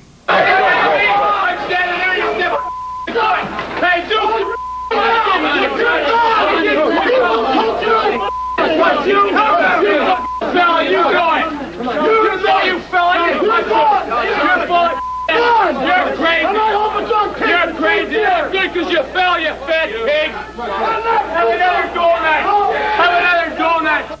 Then the suspension that was rescinded by a state judge, and today at the Ritz.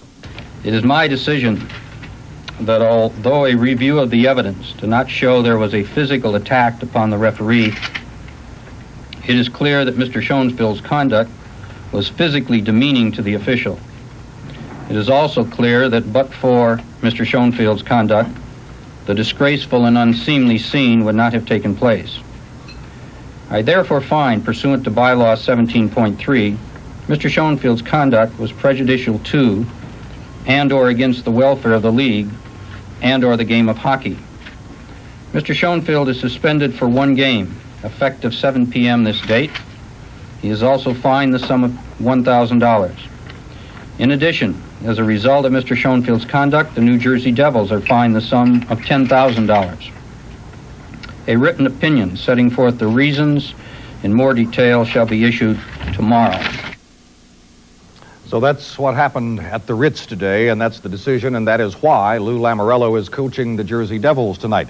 Telvin for the Bruins, Janney for the Bruins, Shanahan for the New Jersey Devils. It is a 2-1 Boston lead. Back again to Fred Cusick, Derek Sanderson, and Dave Shea for the second period. All right, Tom, thank you. Students, listen up. We're going to have another lesson from the hockey doc. Derek? Right here, Randy Burridge down the bottom of your screen is going to come out with the puck. He's going to go this way. Bruin defenseman is going to come in.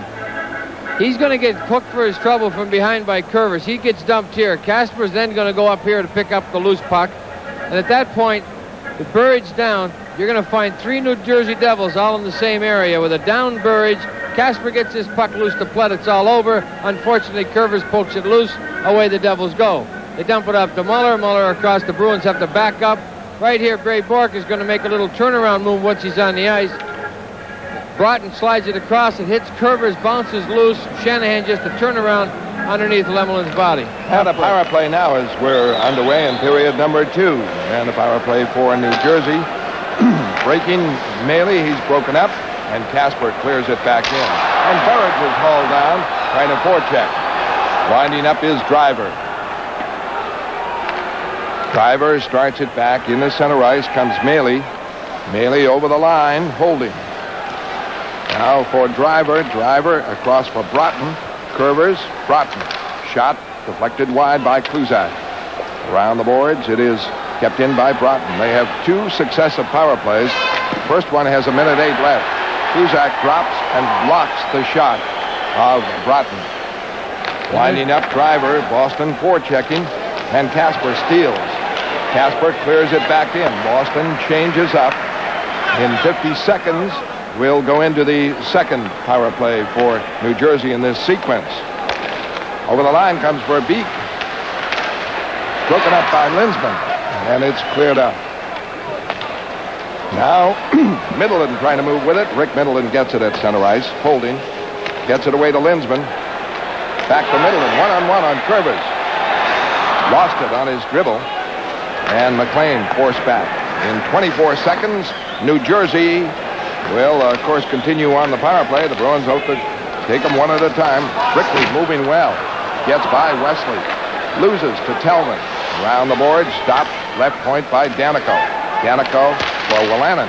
Great play by Middleton to break it up. And Wesley clears it away. Wolanin drives it back. It's blocked at the line. Middleton with it. Almost sent Linsman away. We're in the second penalty. The second power play. And Danico clears it in. Around the boards, it is kept in by Sundstrom. Sundstrom check. Broken up by Lindstrom. Now Wolanin back for it. 1:40 left on the second one. This clear could be icing. And it is. No shots on that first one. Superb penalty killing by Rick Middleton. Just fantastic. Kenny Linsman is saying the two of them just combined, timed off each other. Terrific.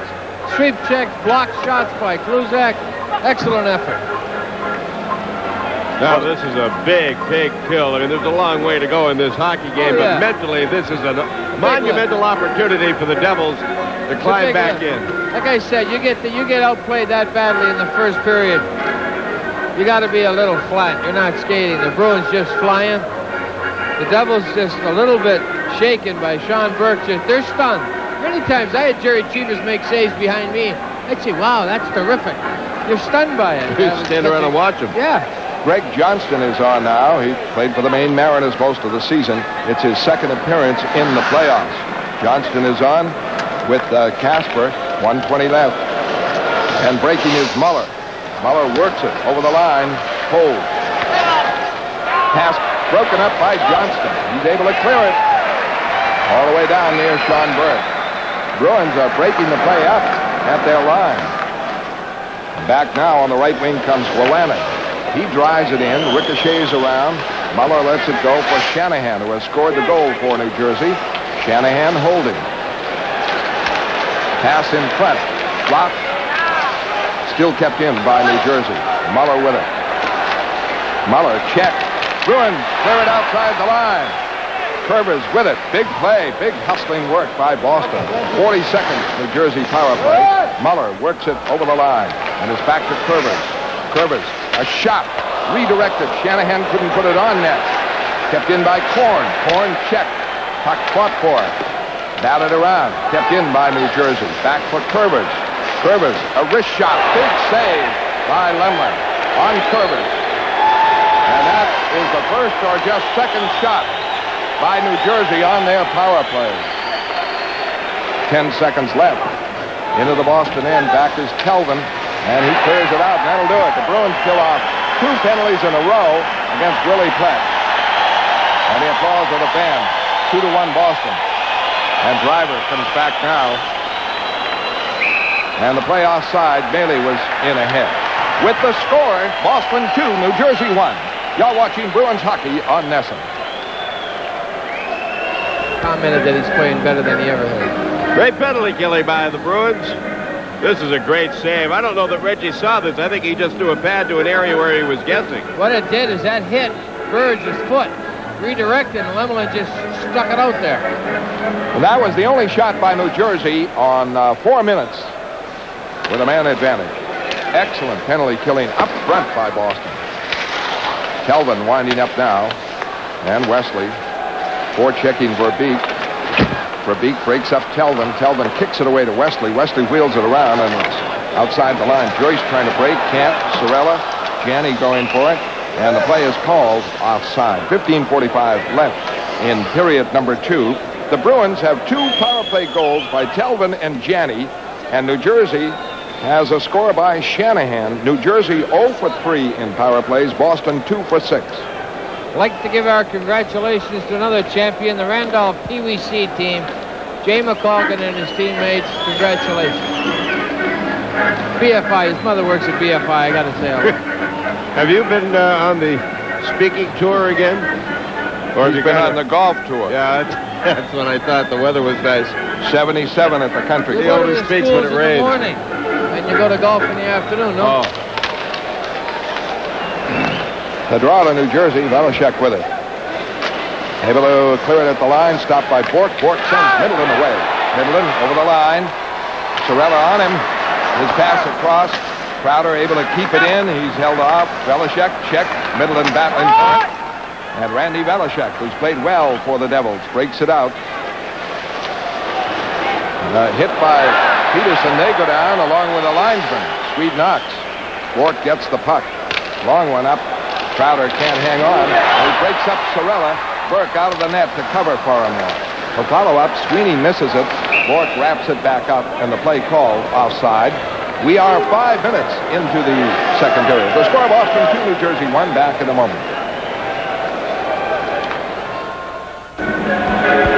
Here's the thankless job of a linesman. He can't avoid this. Tough day at the office. Up, hit by his stick.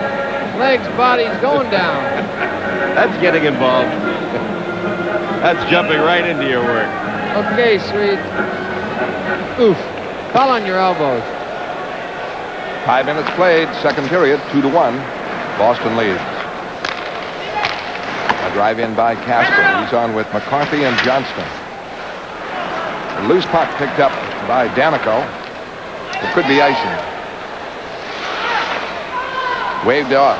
New Jersey gets a shot by Sundstrom. A save, the clear. And Brickley keeps it in. Now for Sundstrom. In the corner, fought for it. Johnston trying to get control. Battling on the boards. Digs it free on the other side. Casper there. That puck is kept in by the Devils for a shot. And a save by Lemlin on a drive by McLean. A little casual going back to that icing. A little temper flaring. McCarthy and Danico and Johnson over to have a word with the Devil defenseman. Stevie Casper, I'll tell you, you got to take your hat off to him, guys. He is playing with a sore shoulder that is extremely painful. It could very well need surgery after the season is over. But I said, you know, you're in the head there. You're one tough cookie today. This stage of the season, you got to be tough. You got to play hurt. Yeah, I went in. I got a lot of respect for Stevie Casper in the room. Said, "How you feel?" I'll be there. And you know he's hurt. Muller is out now with Verbeek and Broughton. 14:26 left in the second period. Joyce and Janney, and it's out to Janney. Janney rushing with Neely. Stops, cuts, looks for Neely, and it's blocked. A good defensive play by Curvers as Janney tried to send Neely in alone. Right point kept in. Kelvin, a shot. Deflected wide. Behind the net, it is Driver taking it. Away to Broughton. Broughton breaks it out. This clear in could be icing. It is. Not a good play by Broughton at all. He had open ice. He had wide open ice, and he fired it from a yard, New Jersey side of the red line. Kind of a cheap. You're watching Bruins hockey from Boston Garden, live on NESN. Well, Lou Lamoriello can't be too happy with that last play. Aaron Broughton had a lot of open ice after a nice play by Driver to send him away. 3-on-2. I think what he was doing was playing the ricochet off the inboards and hoping Muller's speed would beat the defenseman. It never did. Well, at least gain the red line if you want to do that, huh? Yeah. Lensman on the draw. Kluzak keeps it in, goes to the corner, goes behind the net, swooping around. Driver checks him, what for? Crowder drives it to the other side. Sweeney after it. Sweeney for Lensman. In front, shot, score! Crowder! Crowder from Lensman and Sweeney. 3-1 Boston. Great work by Keith Crowder. If you could show this in extra slow motion, the hard work, Crowder sacrificed the body, thought he was going to get hit. A great play by Kenny Lensman to find him. The old pro comes through with a big goal. Watch Crowder's hard work. He's over on the right. Sweeney dumps it in right there. Now Lensman finds Crowder. You're not going to see Crowder's hard work. He just shakes loose the check right there upstairs. Great goal by Crowder. Right there, watch Crowder now. He's just working his way into position. Doesn't have much room, just redirect it on the net. Another one of your guests, Dave. Yeah, boy, that seems to be the charm. Get him on between periods and let him go. And Boston, for the second time in the game, takes a 2-goal lead. 13:40 left in period number 2. 20 shots for Boston and 9 for New Jersey. Center ice, play broken up, and Plett bangs it back in. Burridge hustling in. But it's away to Shanahan. Shanahan up from Maley. Onside, they say. Maley pokes it around in deep for Shanahan. Down goes Bourque. He is hit by Shanahan while on the ice. Bruins trying to dig it free. Kluzak does. Up for Burridge. Burridge chops it out. Back for Velishek. We've seen the Devils with their all-out attack. And they're ready at that stage now, down by 2.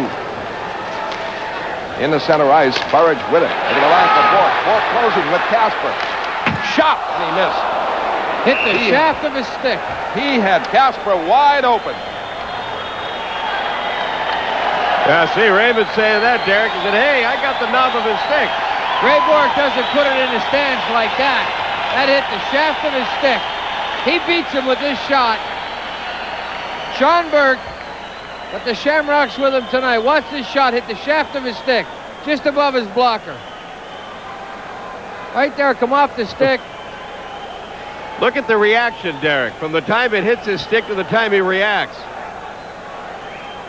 That's gone and by him by the time he starts moving that shoulder up. The stick hit, the force of the puck hitting the stick moved the arm.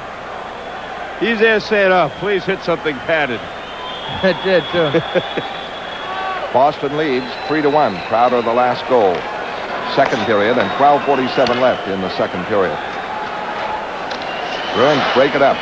Burridge wheels it back in. Johnston, McCarthy, and Middleton now with Wesley and Telvin. In the center ice, stopped by Telvin. His pass is blocked. Picked up by Wolanin. Wolanin for Brown. Brown a shot. And it's deflected wide as he seemingly walked right in on that one. And the Bruins started back. Middleton can't handle a long pass. Pursues Wolanin. Wolanin gets it away center ice, and Doug Brown right back over the line. Checked by Bourque. Broken up. Neely covers behind Bourque. Neely battling on the boards. Tom McCarthy, too. Kick free to Bourque. Bourque around, looking for Kluzak. And it's outside the line. Brown wheels it back in, and Bourque takes over. 3-1 Boston. The Bruins with 2 power play goals. Neely breaking over the line. In. Hit the post, I believe. Neely bearing in on the right wing side. A marvelous chance. He just blew by the defense. At center ice, Joyce. Joyce finds Neely offside. Well, let's see where that Neely shot went. Well, I'll tell you, that goes to the side of the net. He just missed the post. NESN has a full lineup of Red Sox baseball this week, and you want to catch it all. Starting Saturday at 1 o'clock, it's the Old Timers game, followed by the Sox and the Seattle Mariners at 3. Then Monday through Wednesday, the Oakland Athletics head to Fenway for a 3-game series. They've won 14 in a row. Game time on NESN, 7:30. Then on Thursday, the Cincinnati Reds will be in town for a special exhibition game to benefit the Jimmy Fund. And Saturday, NESN rounds out its week of baseball with a 3:15 matinee when the Sox take on the California Angels. All the Sox you can handle. Next week, live from Fenway, and it's right here on NESN. Oh, what a great pair of hands. Right here, right? Snaps a quick wrist shot. That had him beat. Just missed the net. Then he gets the backhander in front. The rebound. Watch the burst of speed. You got to stand in still right there. Danico went for the outside move. Neely just cuts in. Now he puts a little body leverage into it. Snaps it upstairs. Just wide of the net. Face-off outside the New Jersey line. Craig Janney has a goal and an assist on 2 Bruins power plays in the first period. Shanahan scored for New Jersey. Crowder makes it 3-1 here in the second. 11:30 left, second. Bork the clear in. Janney hauled down. Neely. Janney with it. In front. Joyce. In. Scores! Joyce from Neely and Janney to make it 4-1. This is the juncture of the game when you don't want to let up. You want to pour it on. Just everything you've got, pour it on. You got to completely try to knock down Sean Burke with as many goals as you can get. Ah, what great teamwork. What a pair of hands. Janney to Bob Joyce. Cam Neely along the boards. Kicks it to Janney. Through the feet to Joyce. In a little tuck right here. Little backhand. No problem. Big goal. What's incredible is the amount of time Bob Joyce had to take the pass, get himself set up, take his time, and then push the shot between the pads. What a great goal. What a tuck. Watch a little tuck there with his hands. It's a blade on the tip of the stick to bring it into the heel, bring it away from Burke, then through the 5-hole. Boy, and that was Muller and Broughton trying to get him. Right here, little right there. Where's the defense? They're all up at the line. I think he might have beat him outside the leg, Dave. Wow. Neely and Janney assisting. Craig Janney has figured in 3 goals, 2 assists and a goal. Kelvin fires it in. 4-1 Boston. Going for it, Crowder, who scored the 3rd goal. Hit by Sundstrom. Jams it up. Linsman with it, behind the net. Swings it in front. Can't get it. And knocked back in now by Wesley, but an offside play. 10:54 left in the second period. Boston in this second period with 4 shots, but 2 goals by Crowder and by Joyce. Sign up there, Cam Neely can really slam. I like that. Bumped into a young man from Raymond, Maine, who is down and wanted his parents, the McGraths, back home to know he made it. Okay. And he's here. He's part of Game 5. All right. It's here, safe and sound. Linsman is out with Crowder and Sweeney. McLean starts back for the Devils. Back checking of Linsman broke it up. Crowder can't get moving with it. Batted around. Linsman checks the play at the Boston line again. Sorella with it now. A 3-goal lead for the Bruins. And McLean over the line. A shot very wide. Kept in by Brickley. Brickley fires. Save. Lemlin holding the short side. Back at the left boards. Brickley drives it in deep. Taking over is Kluzak. Up the center. Linsman able to deflect it. Takes a hit from Belichick. And right back comes Sorella. Sorella to McLean. Offside New Jersey as the Bruins jam it up at the line. We're halfway through the game just about. Boston leads 4-1. Well, this is where the Bruins really want to go hard now. Totally try to take the Devils out of this hockey game. No room to come Go back. for the 5th one. Just think goal. Everybody plug and pound each other on the back. Say, okay, guys, we need another one. No quitting now. Keep the skating going. Build the confidence with the puck handling. Like see Tommy McCarthy and Jay Miller combined for one.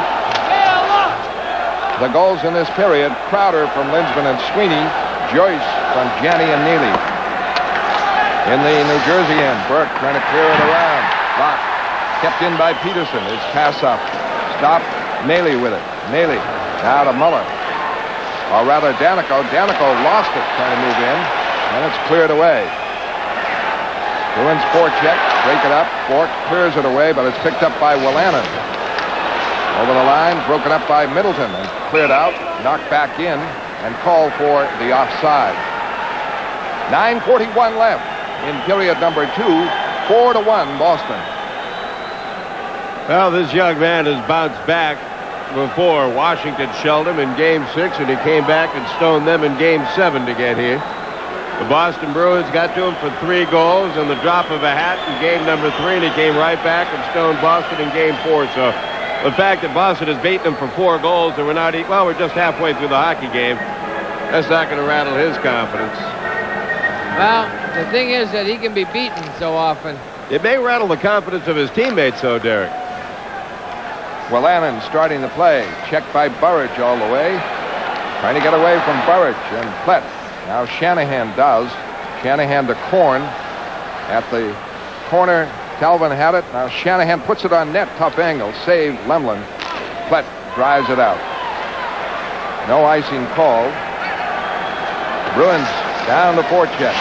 Plett moving. The long pass. Conacher has to wind up with it and go behind his net. 4-1 Boston. Conacher looking for some skating room. Bruins tried to steal it, couldn't. Now they do.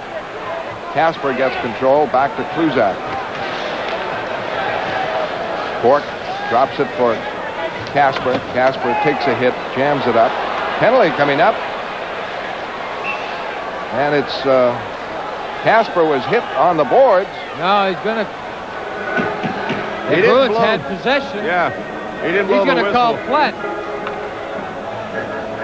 It will be the 4th penalty against Willie Plett. He called 3 in a row against him if it is indeed Plett. And Plett goes out, 8:44 left in the second period.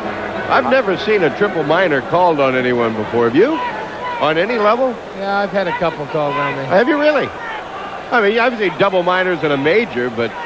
No, it was a trip, and then a charge, and then a high stick. I hit 3 different people.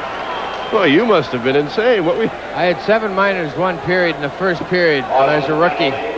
Harry Sidden called me in the office between periods. Said you're going to Oklahoma City, huh? I'll bury you so far the Hockey News won't find you. We're not killing your penalties for the rest of the year. He was going to forget about Oklahoma City. He was going to try to find someplace in Montana for He you. jumped all over me. I said, oh, look at it this way, Harry. I mean, you only pay me $10,000. Nobody in the minors makes less.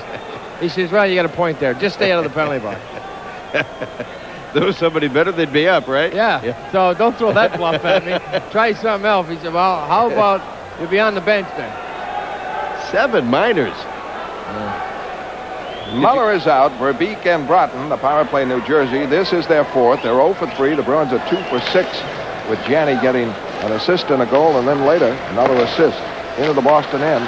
Kluzak on it.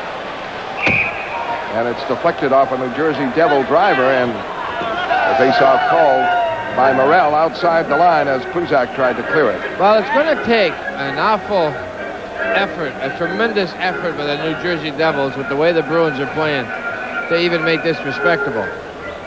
Should there be a 5-minute major or something, a couple of flukes, I could see it turn. But as long as the Bruins don't quit skating, the Devils are in serious trouble at this point.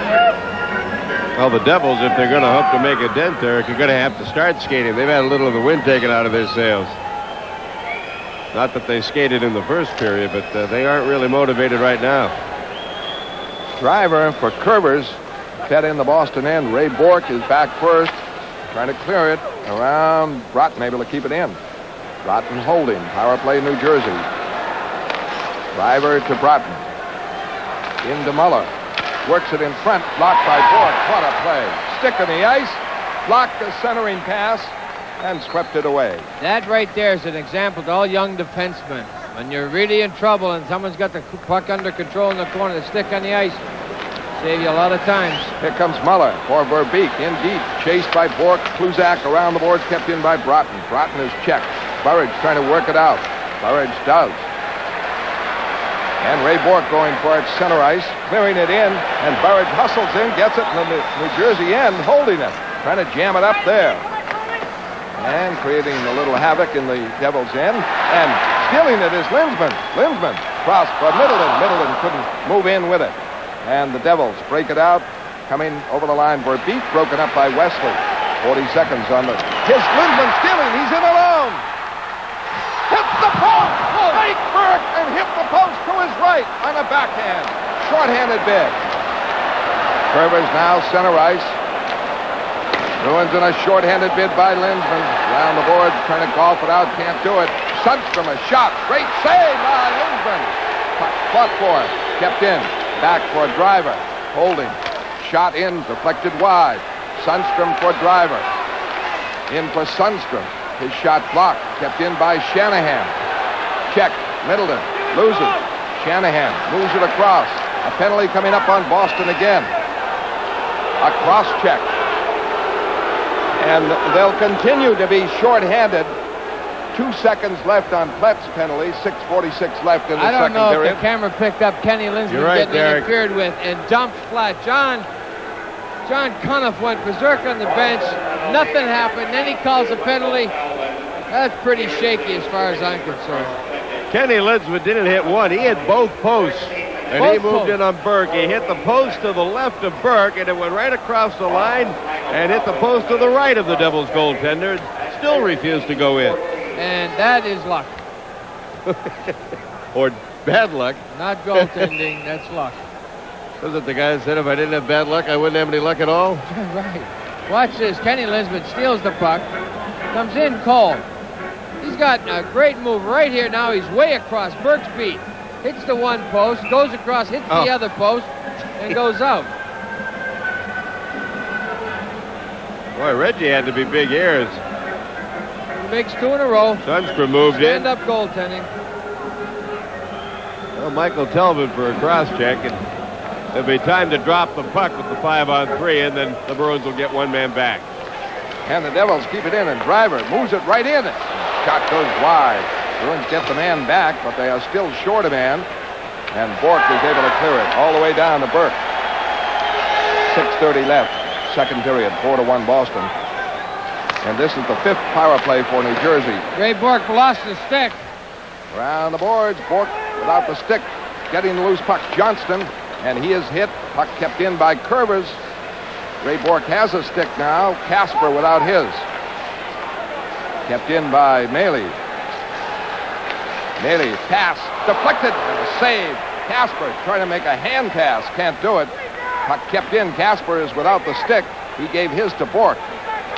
Kluzak able to clear it out now so that the Bruins can get a man with a stick or replace him. 1:05 left on the New Jersey power play. 4-1 Boston. Driver back. Driver for Brickley. Brickley closing all the way across. It's broken up by Middleton.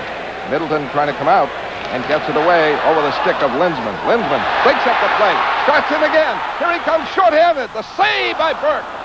Lindsman. Oh, twice. Almost scored short-handed goal. 40 seconds left. New Jersey power play. 4-1 Boston. A lead for Muller. Muller in deep. He's hit and buried by Peterson. Peterson hit by Shanahan. They go down. And Peterson played that magnificently. He racked up Muller and then tied up the puck. Kirk's been hearing footsteps all night. He coughed up a puck to Lindsman at the other end. This time, he said, well, maybe he's not coming. This time the train was coming. It's coming. That happens so often when you dodge one. Watch the foot snake out here. Kenny Lindsman, bouncing puck, stays with it, hits the shaft of his stick, he kicks it up, turns the Jets on. Now he's going to try a backhand to the far side. Whoop, not with that leg.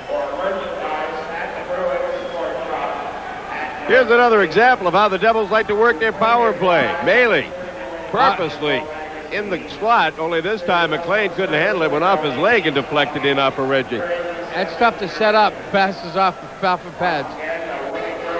Right there, Peterson pops him a good shot. Then Shanahan's going to take a little run at him. Turnabout's fair play. So Al says, I'll sit on it. I'll just fall down, sit on the puck. Get a face-off. 33 seconds on the New Jersey power play. 4-1 Boston, second period. About 5 minutes left. Kuzak able to direct it out. Sundstrom winding up. Now Wolanin forced back by Burridge. Now the Devils break it out. A lead for Shanahan. He goes to the corner. He's hooked down by Bourque, and they let it go. Now you want to talk about a clear-cut penalty. That was it. Here's a drive by Danico. A big save by Lemlin. Long rebound to Casper. Casper clears it in. Bruins reorganize, and Ray Bourque could have been called for hooking, but Morrell let it go. Bruins trying to move in, and Janney just couldn't do it. He has a goal and 2 assists to lead the Boston attack. 20-year-old rookie from Enfield, Connecticut. A lead on the right. Neely trying to go. Neely belts down. Loisel, who tried to get him. Conacher clears it around, going for it. Neely, another hit. Neely, a pass across. Janney with it. Janney is checked and broke it up. And back goes Telvin after him. Loisel, the clear out to Neely. Neely breaks. 3-on-2. Joyce over the line. Joyce trying to cut in. Does. Lost it. Janney gets it. For Wesley, the save! Burke. Oh, it was almost another point for Janney. Beautiful pass to Wesley. And Burke robs Wesley. What with a great the score. save. Boston 4, New Jersey 1. We'll be back in a minute.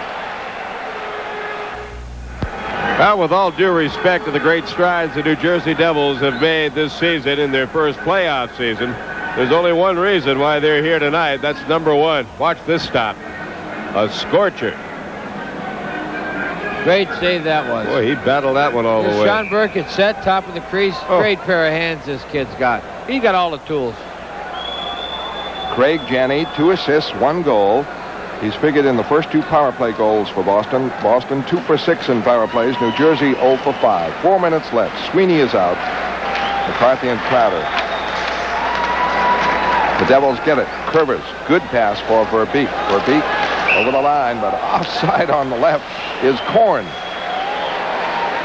You say to yourself, wow, he was in. He had Bork beat. But he wouldn't have been in if he hadn't been offside. Pat Verbeek has been relatively quiet in the playoffs after outstanding regular season. Well, with him, Muller, and Broughton, Verbeek is doing more than the other 2. They had a great year, all 3 of them. Had a lot to do with this club being here. Curvers wraps it in. Lemlin blocking it for Ray Bork. Bork up the center. It's missed. Kept in by Driver. Driver can't set up the play. Bounces in front. Kruzak skates it off. He has played a very strong game on defense. He's been a power skater. He moves it out. A good pass. Over the line comes Crowder. Tough angle. The shot goes high. And you can see him think, I'm going to get it high. Get it on net would be the best bet now, maybe. Had he beat Burke high, Crowder did for the 3rd Boston goal. Ray Bork drops it in. 3:15 left. This is period number 2, 4-1 Boston. This clear all the way down on Lemlin. Back is Telvin. Up, good pass to Johnston. Greg Johnston played for the Maine Mariners. Rolls it in deep, hustles in. Round the boards, Casper trying to keep it in. Does, in the corner. Hit by Sundstrom. Top now to Willanen. Willanen can't clear it. Kept in by Wesley. Good play. Rear in, ricochets around, in front. Buried, too deep, couldn't get it. And out comes McLean. McLean for Sundstrom. Back. The shot. Oh! Good save. Quickly by Reggie Lemon, the glove. Great save by Lemon there. Boy, when things are going like this, it's fun. Of course, the guys dressed in red and green don't think it's such a laugh, but... No. They're going to say, I was lucky. You didn't see that. Yeah. So, I say it on one end, they say it on the other. What's the difference? Well, Reggie says, hey, if the kid can do it, I can do it too. I've been doing this a lot longer than he has. Great wrist shot to get away from in traffic like that. They're tough to handle, boy. That was a tremendous save. Well, if that one had gotten by Reggie, at least there was some around here that wouldn't have felt that badly because they came from a local guy. Andy Brickley, Melrose, UNH. The shots are 24 Boston, 14 New Jersey, 2:36 left in period number 2. The Bruins had 6 power plays, all in the first period. They scored in 2 of them. Janney, an assist and a goal. First one by Telvin, he assisted on it and scored himself. Then in the second period, scores by Keith Crowder.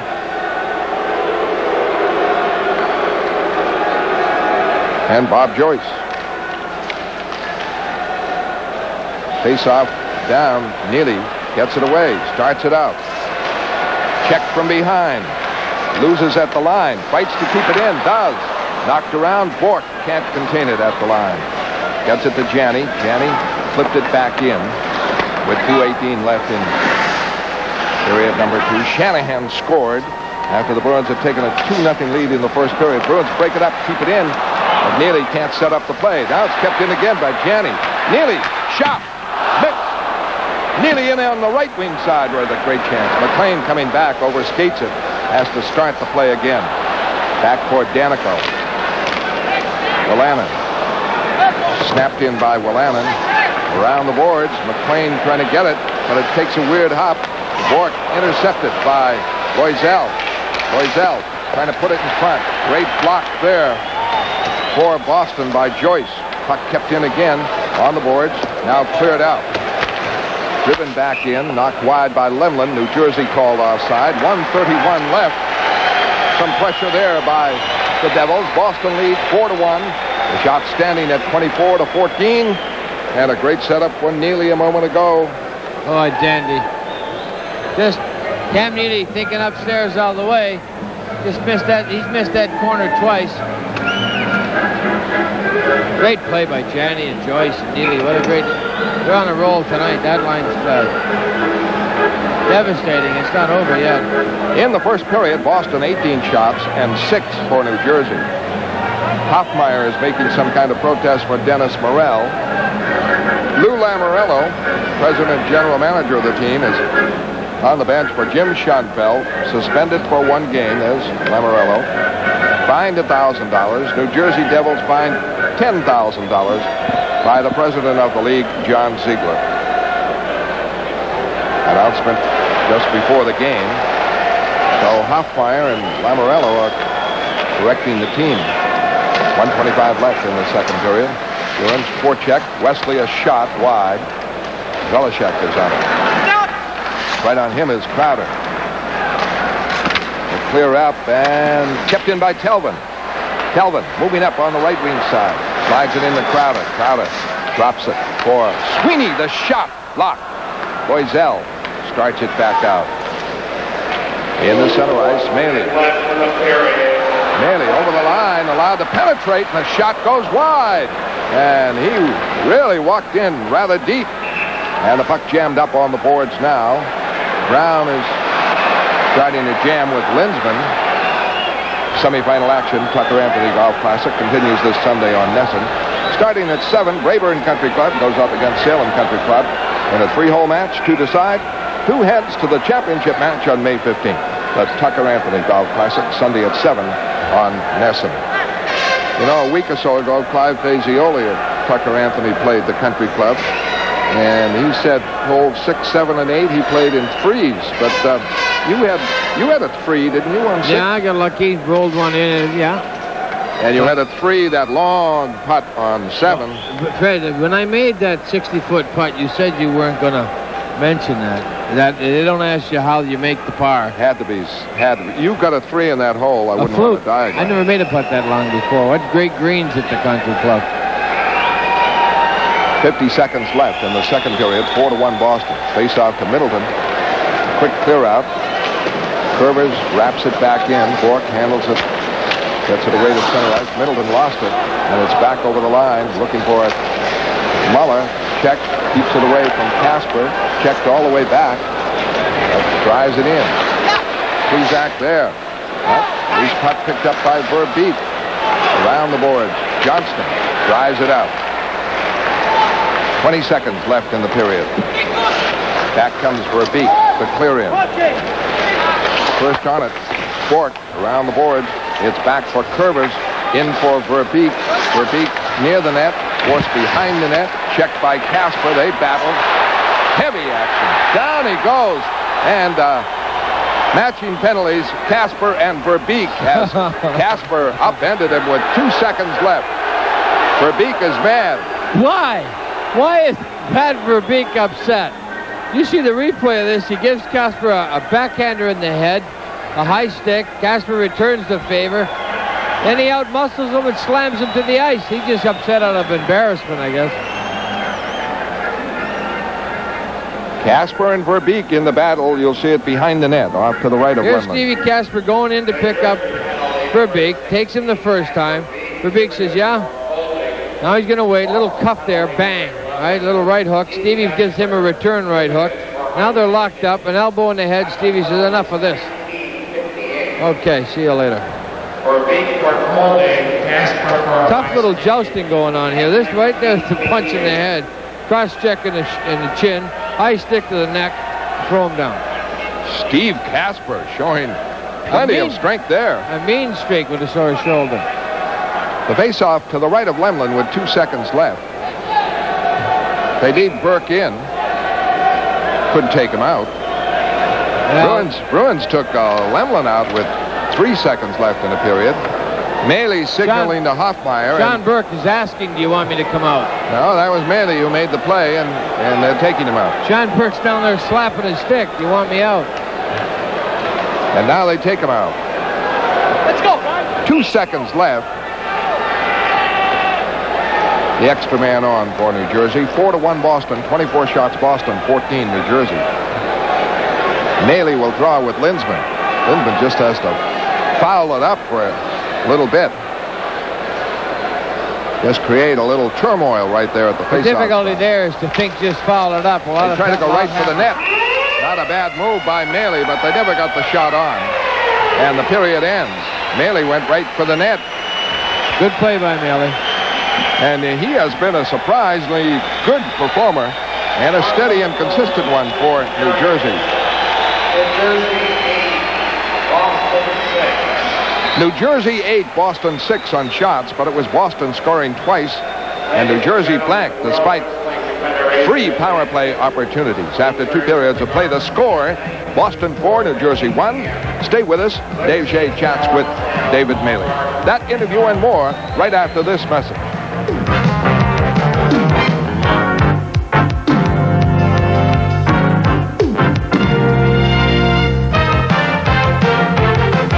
Now 4-1 Bruins at the end of 2 periods. Crowder's 3rd of the playoffs, Joyce's 6th of the playoffs coming in that second period.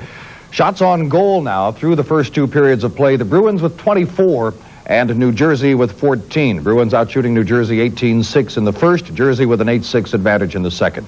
New Jersey's David Maley, Dave Shea's guest. David? All right, Tom, thank you. Dave, obviously not an easy night through 40 minutes. They've tried to keep the puck in your end for the most of the night, and they've had some success with Burke. Yeah, they have. I thought after the first period we owed, Berkey a better show. He was stopping everything out there, and I thought with that power play starting the second, if we popped one in there, we'd get back into it, and we just had our problems, on that power play, and I think that hurt us. Obviously, there's a built-in excuse, and none of you guys will point to it, but how much of a distraction was it the last 2 days, and how much does it account for your appearance tonight? I don't think there's, much of a distraction. I think you can feel it in the game, though. I mean, tonight, he's not behind the bench. It's not the same guy that's been yelling at you, for half the year there and all through the playoffs, and I think, he's got the better feel of every player and how they're going, and I think if there's any difference, it's, behind the bench. Louis is doing a good job back there, but it's just not the same having Shoney back there, and I'm taking nothing away from Lou, but it's tough to just hop right in there and coach a semifinal or final game in a conference finals. So. Yeah, that's unusual to see the GM come down in this situation behind the bench. We all thought that Bob Hoffmeyer was going to run the show. Did you as a team expect that, or did you know Lou was going to do it? I had heard last game if Shoney wasn't going to get if he was going to get suspended, Louis was going to be behind there. Louis coached at Providence for a long time, and it's not like he's hasn't been behind the bench before. So it was either going to be Hoffy or Louis, and I don't think it really didn't matter. Well, you have been one of the more consistent forwards on this squad since the start of this series, Dave, and you're playing hockey like we never got a chance to see you play when you were wearing a Montreal sweater. Well, I think, in Montreal, it's the kind of team where you got to pay your dues, and a lot of times guys don't, most of the time they spend time in the minors, even the Robinsons and Gainey's, and I mean, a lot of the guys on that team, spent some time in the minors, but I felt that there are times where, I had a good game, and then the next game I was sitting out, and there really wasn't any talk between coach and player, and I know sometimes that's the way the business goes, but I feel in Jersey there's a little bit difference there. If you're not putting out, you're going to sit, and and it wasn't the same. If you put out in Montreal, you still might be sitting the next game. Well, I think we can all expect to see 5 up on the the offensive attack from your squad in this third period. We saw it in Game 2, and I would think that's probably your only hope in this one. Well, I don't think, in all the playoff games, I don't think a 3-goal lead is all that big. I think against, especially in this rink, anything can happen. And, but we don't want to get guys rushing up the ice and let them get the easy breaks. We want to try to chip away. It's 20 minutes, and anything can happen. The Islanders came back, scored 5 goals against us in one period, one game, and sometimes the Bruins aren't going to be relaxed out there in the third, but we can't be sending guys out of our end and expecting Berkey to make the breakout passes. All right, Dave, thanks a lot for coming on. Yeah, thank you. Dave Maley, our guest, and let's go back to Tom. All right, David, Game 5, Stanley Cup semifinal tonight on NESN from Boston Garden. We are at the end of the second period. The score, the Bruins 4 and the Devils 1. I'll be back. We'll get a look at some of the action from that second period next. You're watching Boston Bruins Stanley Cup hockey on your New England Sports Network.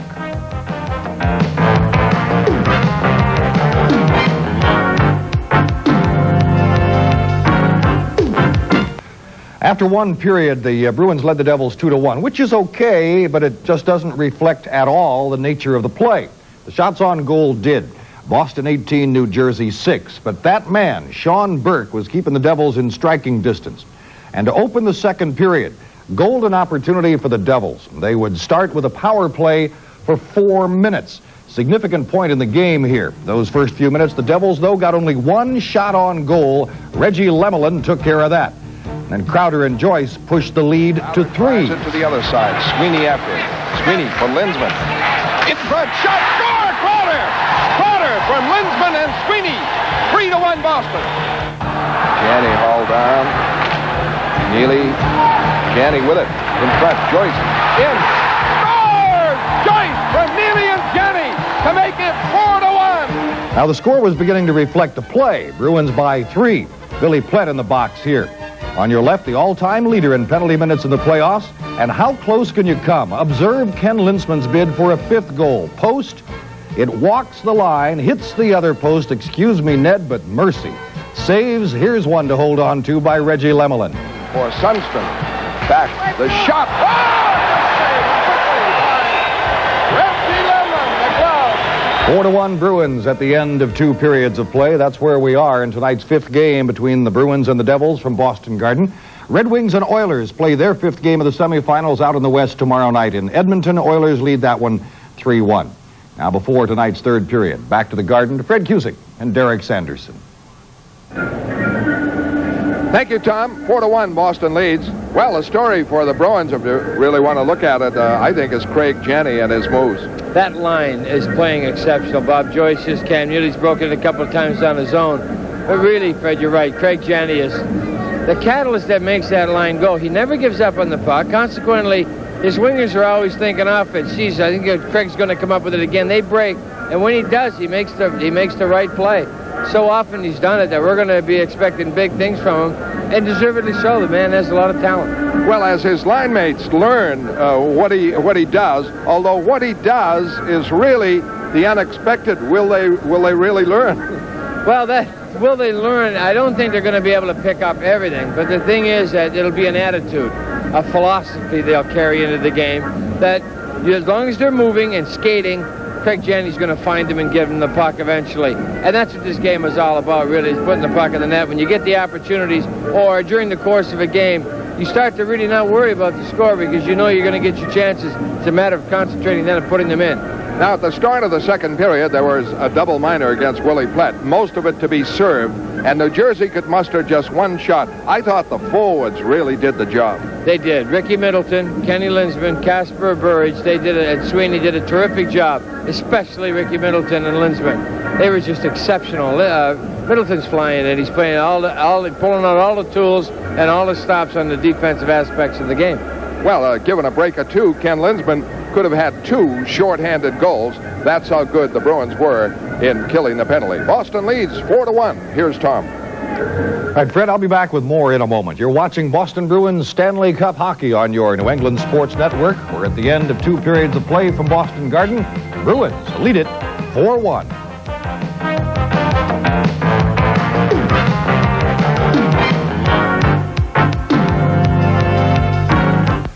And the Red Sox are in Kansas City tonight. Little two-game winning streak going, and with unbeaten Bruce Hurst on the mound at 5-0. Have a little of the action for you here on NESN. 74 degrees in Kansas City. Nice night for baseball at Royal Stadium.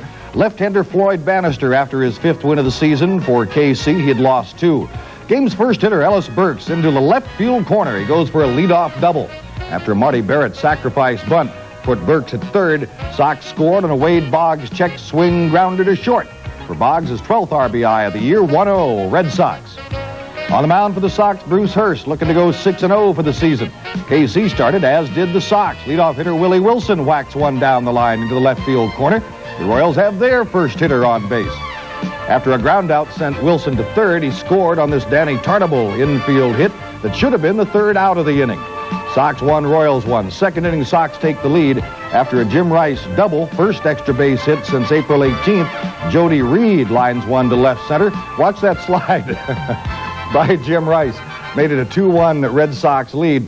Kansas City has scored in the 4th inning to tie the ball game in the 4th. It is a 2-2 ball game, the Royals and the Red Sox. In the second period, the Bruins brought a 2-1 lead in, and they came out leading 4-1. Keith Crowder, third of the playoffs, 6:15 from Lintzman and Sweeney, made it 3-1 Boston. At 8:41, Joyce, his 6th of the season, Janney and Neely had the assists, and the Bruins have a 4-1 lead in this game.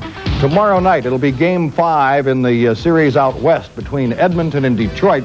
The Oilers lead that one 3-1. The Oilers haven't lost a game at home yet in the postseason. They are at home tomorrow night, and with a chance to wrap up that series and move on into the Stanley Cup Finals against either the Bruins or the Jersey Devils. We have a 4-1 hockey game. The Bruins over New Jersey at the end of 2 periods of play. Now the third period, Fred Husick, Derek Sanderson, and Dave Shea. Dave, here's where does your brain go when your heart's not in it?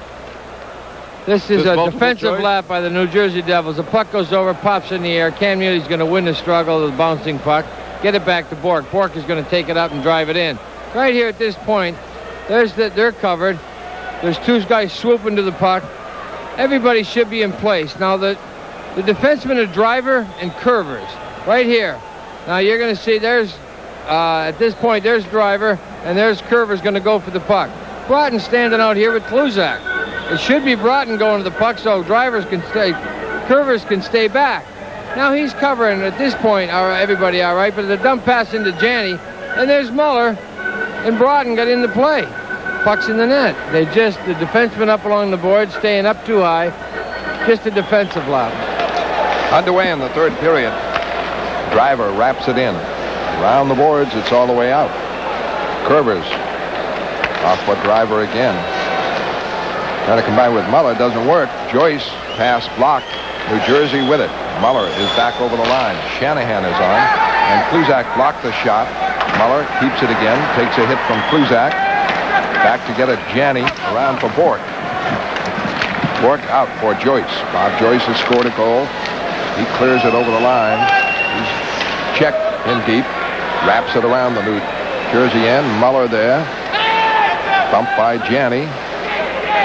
Now gets free. And Boston changing up as Muller works it out. Goes to Brickley. Brickley clearing in around the boards. Everybody changing up. Some open ice for Wesley. A lead looking for Crowder, who has scored the goal, the 3rd of the game. Crowder in, puts it right on. A save by Burke. And he kicks it away. In the center ice comes Brickley on the far side. Brickley gives it to Sundstrom. He can't get it. Kelvin with it.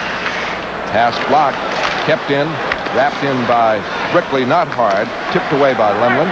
Taken over by Lintzman. Lintzman out for Sweeney to the open man, Kelvin. Kelvin over the line. Going deep. Puts it in front. Sweeney can't get it. McLean trying to come out, and Crowder checks the play. Backing up for Kelvin, who had moved in on that advance. Now it's away to Loisel. Loisel, a shot. Save. It was aimed for the far corner. Lemlin kicked it out for Ray Bork. 4-1 Boston. Bork flips it in. McCarthy going for it. Fell down. Hit by Danico. And back comes Conacher to move it out to Sorella. Now to Brown. Brown a shot. save by Lemlin. Kuzak gets it off now for McCarthy. Out for Johnston.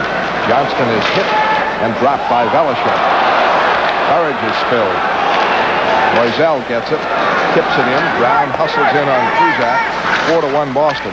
Kuzak away to Burridge. Burridge, Bork, back to Burridge. It pops over his stick. Going deep, Velishek right on him. Burridge. Velishek gets away. Johnston jamming it up with Burridge in the corner to the left of Burke. And a whistle for a face-off.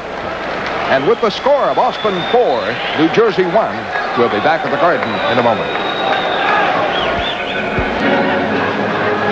Lou Lamoriello behind the New Jersey bench. The announcement was Hoffmeyer was the coach. I'd say it's a co-coaching effort. But Schoenfeld suspended, fined $1,000. New Jersey fined $10,000. Schoenfeld a one-game suspension. Verbeek checked in deep. Curvers winding up. Blocked by Casper and Middleton. Good forechecking. Curvers gets it away again. Pass up. Eludes everybody. To the Boston end. Muller in pursuit. Back goes Kelvin. Icing against the Devils. Little screening there by Wesley on Muller.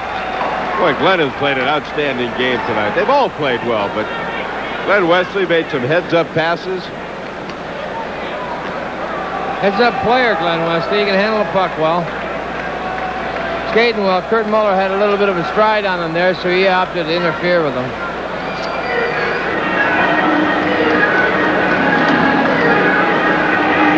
This is a heads-up move by the kid. He knows he's not going to get to it, so let's make sure Muller doesn't. Slow you down. A little bit of interference, but... Yeah. Janney draws. Kuzak fires, misses, short side. Shanahan has trouble getting the puck. Neely gives him a hit. It's away to Verbeek. Now to Curvers. Curvers for Verbeek. Misfires. And Bork drops it away. Racing for it, Joyce and Driver. And Driver there first for Shanahan, who has scored the lone goal for New Jersey. Out comes Verbeek for Driver, broken up. Right back comes Janney with Neely. Janney with Neely. Holding for the trailer. A shot to score by Joyce. Janney sets up another goal with a remarkable play to make it 5-1. You know, it's easy enough to sit up here, but I'm starting to know what Janney's going to do. I knew he was waiting for Joyce. I didn't know how he was going to get him, whether he was going to give it to him on his backhand or not. So what a great play by Greg Janney. Well, he certainly looked off Neely long enough, Derek. And you got it right at the top of your screen. You got Bob Joyce back there. There you go, Bobby. Go get one. Big goal. Big night for this line. I tell you, I can see shades of Wayne Gretzky in him. Remember, he's a rookie. Janney with a goal and 3 assists now. Craig Janney has 12 points in overall series competition. 5-1 Boston. McLean wraps it in deep. Lemlin around for Peterson. Up now for Jay Miller. Miller with Sweeney. The clear in. A lead for Crowder. Down the board, Sweeney able to keep it in. 5-1 Boston. The Devils break it out. Maley coming over the line.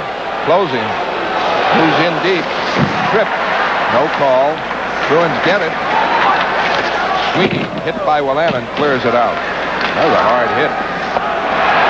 Sweeney takes down Danico. And they let it go. And Jay Miller is open now. Brickley a hard hit in deep on Peterson. Long shot by Jay Miller. 5-1 Boston, 15:35 left. Third period. Loisel fires it up. Bruins. Wesley able to get it. Around the dash and not out. Good play by Kuzak. Looking for Plett. Plett hit. Puck in deep. Burridge with it. Should set up Casper. Would have been in alone. And back comes Sorella. 5-1 Boston. Craig Janney with a goal and 3 assists. Puck kept in by New Jersey. Going for it, Loisel. His shot misses the net. Long rebound. Driven in by Sorella around the other side. Bruins break it up and clear it out. 5-1 Boston. Loisel Back for Korn. Korn and Kluzak going deep. Kluzak breaks it up. Gives it to Plett. Plett looking for Lindsman. He can't break with it. Conacher wheels it back in. Marvelous defensive work for Boston, considering New Jersey is simply going all out. Ray Janney, a goal and 3 assists to lead the Boston attack. 14:30 left in period number 3. 5-1 Boston. Bob Joyce with 2 goals. This clear will be icing if the Bruins get there first. Bork, of course. You can bet Ray Bork's going to get there first. You're watching Boston Bruins hockey from Boston Garden, live on NESN. Brickley nails Peterson, I know that. I want the weird. Now Peterson on the wrong end of this hit. Oh, that's an elbow in the head. Andy Brickley coming in high. Head into the boards as well. Stevie Casper gets popped here when he's not on. No, it's that shoulder. Son of a gun, it's that right shoulder. And a face-off in the Devil's end. There is Casper, and that shoulder causing him problems now. Muller coming back over the line. Holding. Broken up by the back checking of McCarthy. And it's cleared out. Goes to Middleton. Middleton one-on-one with Curvis. Trying to beat him. Rolls it in, but it goes to Burke. Broughton winding up. Lost it. Now regains it. Curvis with it. Pass. Deflects up to Verbeek. Verbeek hands it to Bork. Inadvertently, of course. And Driver winding up now. Forced back by Greg Johnston. Called up. Maine Mariners season ended. Nearly almost stole and walked in alone. Absolutely cold. Joyce trying to get back. Check. Janney trying to get it. Joyce on the boards. Now it's Neely. Neely can't set up Janney. Tuck back over the line. McLean.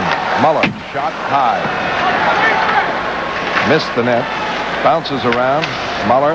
Back for Danico. Shot blocked. Janney breaks it out. The lead for Joyce. Looking for a hat trick. Goes deep. Checked by Willamon. Into the corner.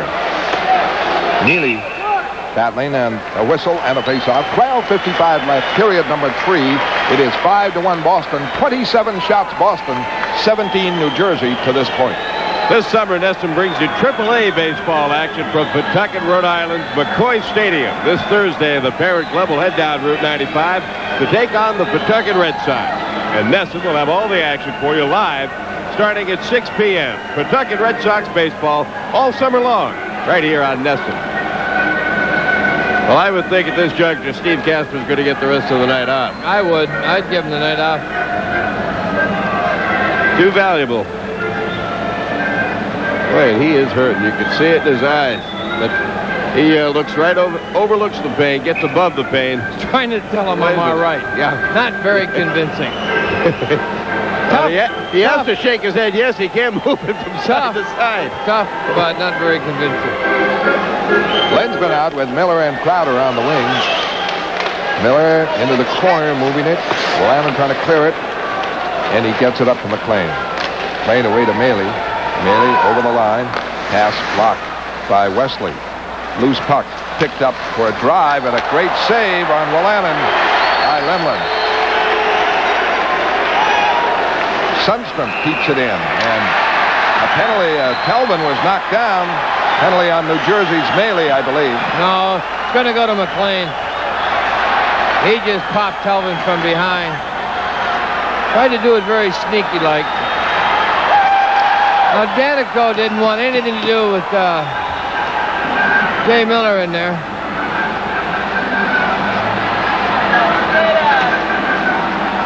And Miller's in a scrum with, I guess, Maley. I can't pick up the number. It must be Maley. He's the only one who's not standing. It's Maley and Miller. When Wesley rolls out of the bottom of the pile. Oh, this is just garbage time now. You know, there's 12:32 left to go. It's a 5-1 game. There's no doubt what the outcome's going to be, and now it's time to just vent your frustrations. It's a wrestling match. Never constituted anything. Give him 2 minutes on sportsmanlike and let it go. With the score of Boston 5, New Jersey 1, we'll return to the Garden in just a minute.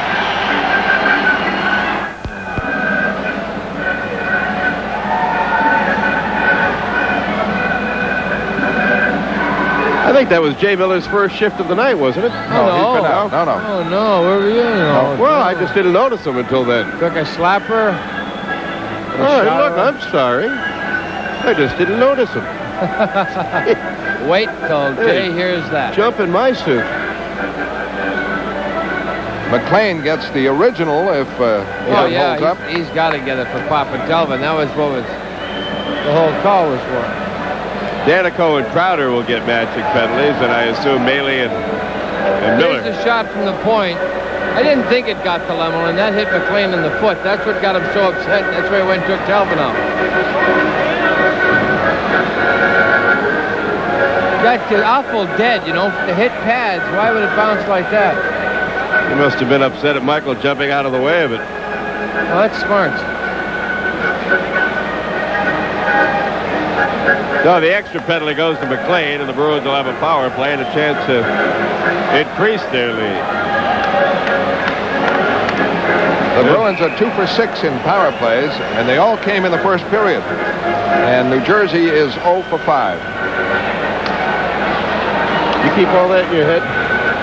I keep notes here, and I'm not going to vouch for the 100% accuracy, but I it's just close did enough. a tabulation. One of the Bruins outscoring the Devils 19-10. Sounds good. I mean, that's a pure guess, too. Yeah, I'm trying to add it up in my head. Believe me, once I get past, get into double digits, my mathematics is suspect. No, you're right. They do have 19 goals. See, I told you. Each received 2 minutes for roughing and 1 minute misconduct. To Boston, number 29, Jay Miller, and number 18, Keith Crowder, each received 2 minutes for roughing and a 10-minute misconduct. And it's a power play for Boston. Crowder and Miller get 2 minutes each for roughing and a 10-minute misconduct for each of them. 2 minutes for interference. This game is slowed right down, obviously.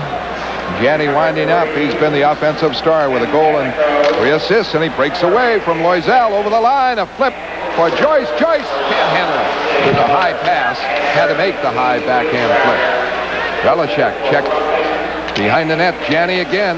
Gianni check, knocked down by Belichick. Belichick clears it around for Sorella.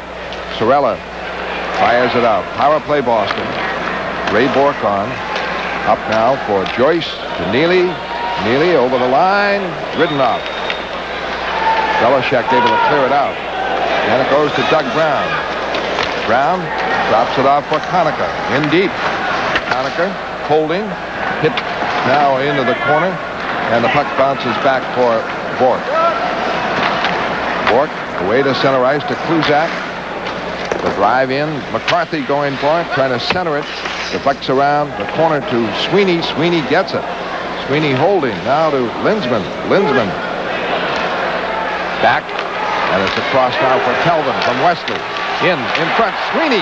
High shot, blocked by Burke. A little quick on the whistle. McCarthy was just kind of gliding by the short side, waiting for the rebound to drop. What a great play from Telvin to Sweeney. Yeah. Heads up play by Michael Telvin. He's playing great. Bruins are passing well tonight. Very well. Sharp as attack, this Michael Telvin. Right there, Bob Sweeney just couldn't get a handle on it. That puck is loose. I don't know what he's thinking of. No one's got a handle to it yet. Lost sight of it. Face off now to the right of Burke. 29 seconds left in the Boston power play. 9 minutes played. Well, that's the third angle period. he saw. Linsman and Loisel.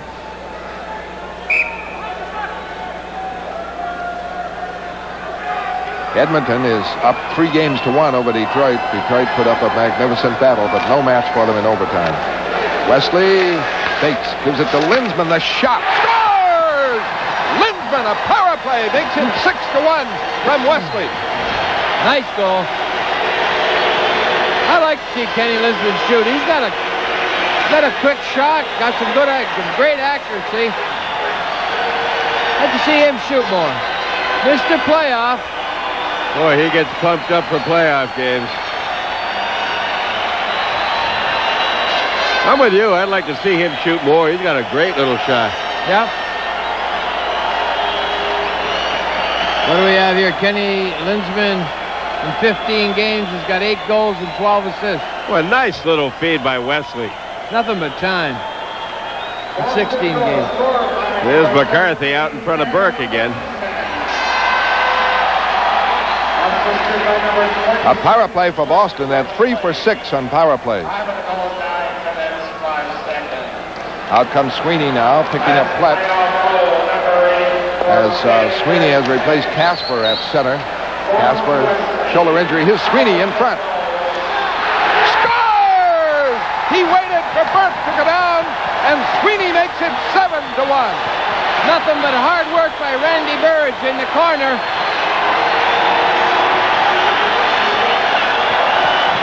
Now, this New Jersey Devil Club has been here before. They were blown out by Washington in the 6th game of their series at home and regrouped 2 days later and beat the Caps in the Cap Center. So you can bet New Jersey will be back Thursday night at the Meadowlands. But Great for now, move this here is by Bobby Boston's Sweeney. night. Tucks it, waits. Now he's got nothing but crossbar. Goodbye.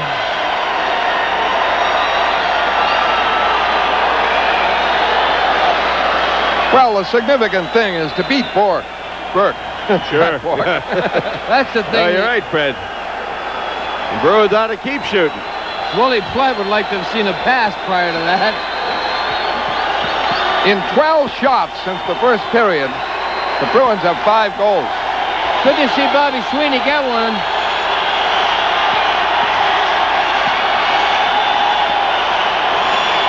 Well, the old building on Causeway Street is rocking. Shoe Bottom has started a whole new trend here. Some footwear, huh? That's only because it's warm.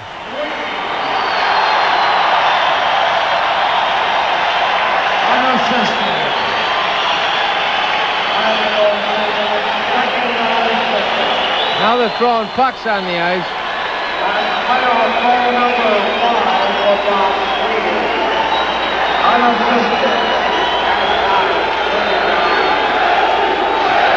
Well, Lou says, now I remember why I left coaching. That's right. It's a lot less painful during the course of a game. Sitting upstairs.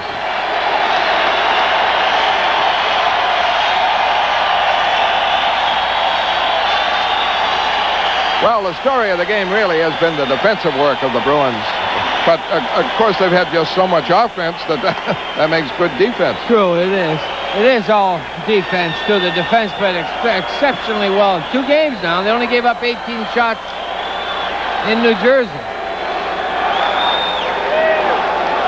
And it is 7-1. New Jersey Sundstrom coming back. They keep it in. The shot by Brickley is blocked. Bruins clear it out. Sorella check. And McCarthy is going out. Matching penalties here. 10-14 left. Sorella for New Jersey. Now this scoring explosion was due to happen. You're watching Boston Bruins hockey from Boston Garden, live on NESN.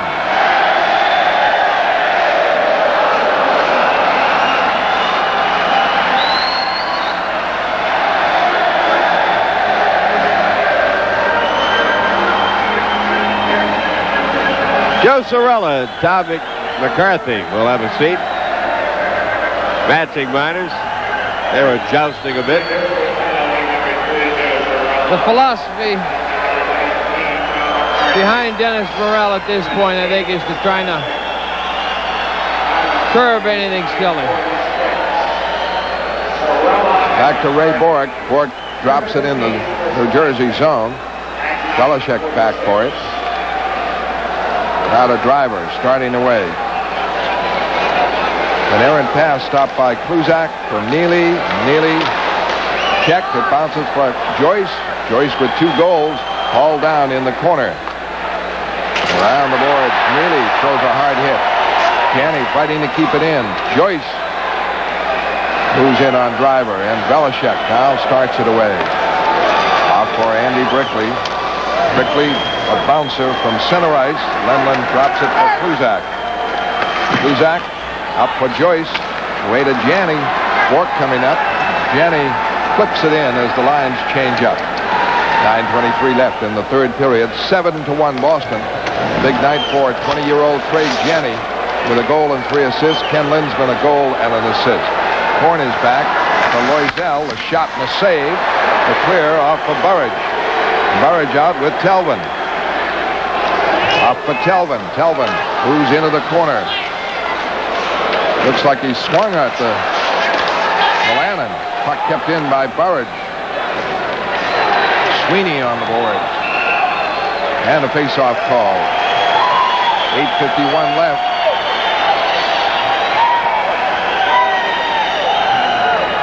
Now, boys are getting a little rowdy here. I would say the cocktail hour has begun. Explain that.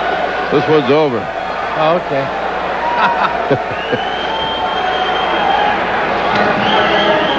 Well, that doesn't really tell the story. The story What was... you don't want to do here is to go, the Bruins get sloppy and go for offense. The New Jersey Devils could get something if they can carry a little momentum out. And, Lamoriello can get them concentrate on defense, try not to give up a shot because we're going to have to play defense in New Jersey because we're not going to outscore this team. So let's try to, we'll lose in the shootout is what I mean. Steele, Middleton, a shot goes wide on the faceoff from about 35 feet out. Long lead pass back for Kluzak. Gets it away. Middleton can't break with it. Johnston checking Belichick.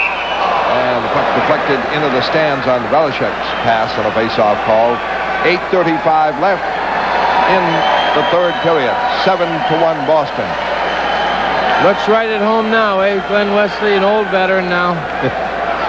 You know what I like about this win? So often during the regular season, the Bruins would get a team like New Jersey on the ropes and let them back in.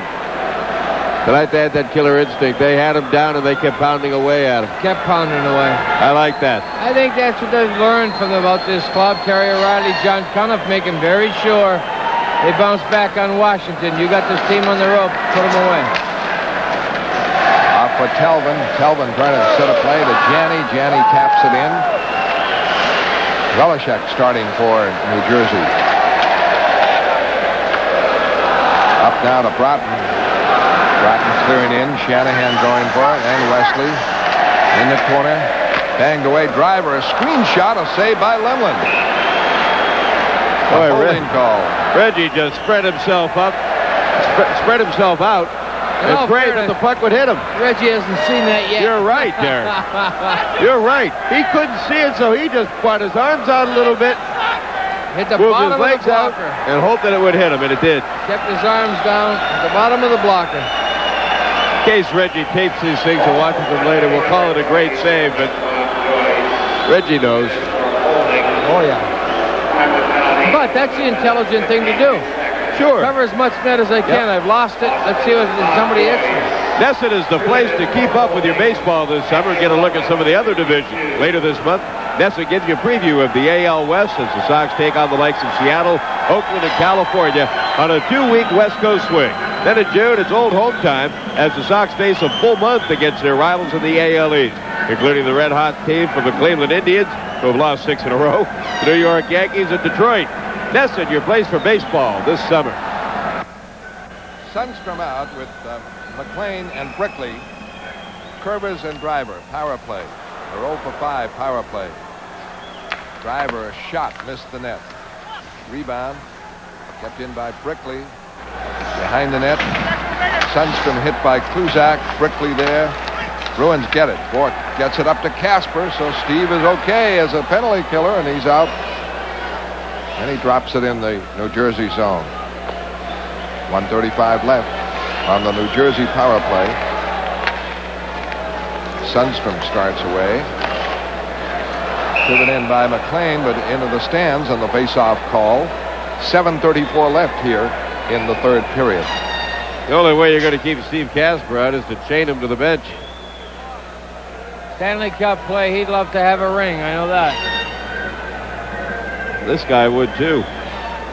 Came close a couple years ago, and Calgary took on Montreal, but Patrick Roy had a sensational series. Canadians won it in 5. Another trip to the fountain, so to speak, for number 1. Muller is out with Shanahan and Broughton. The draw to Wesley and the clear.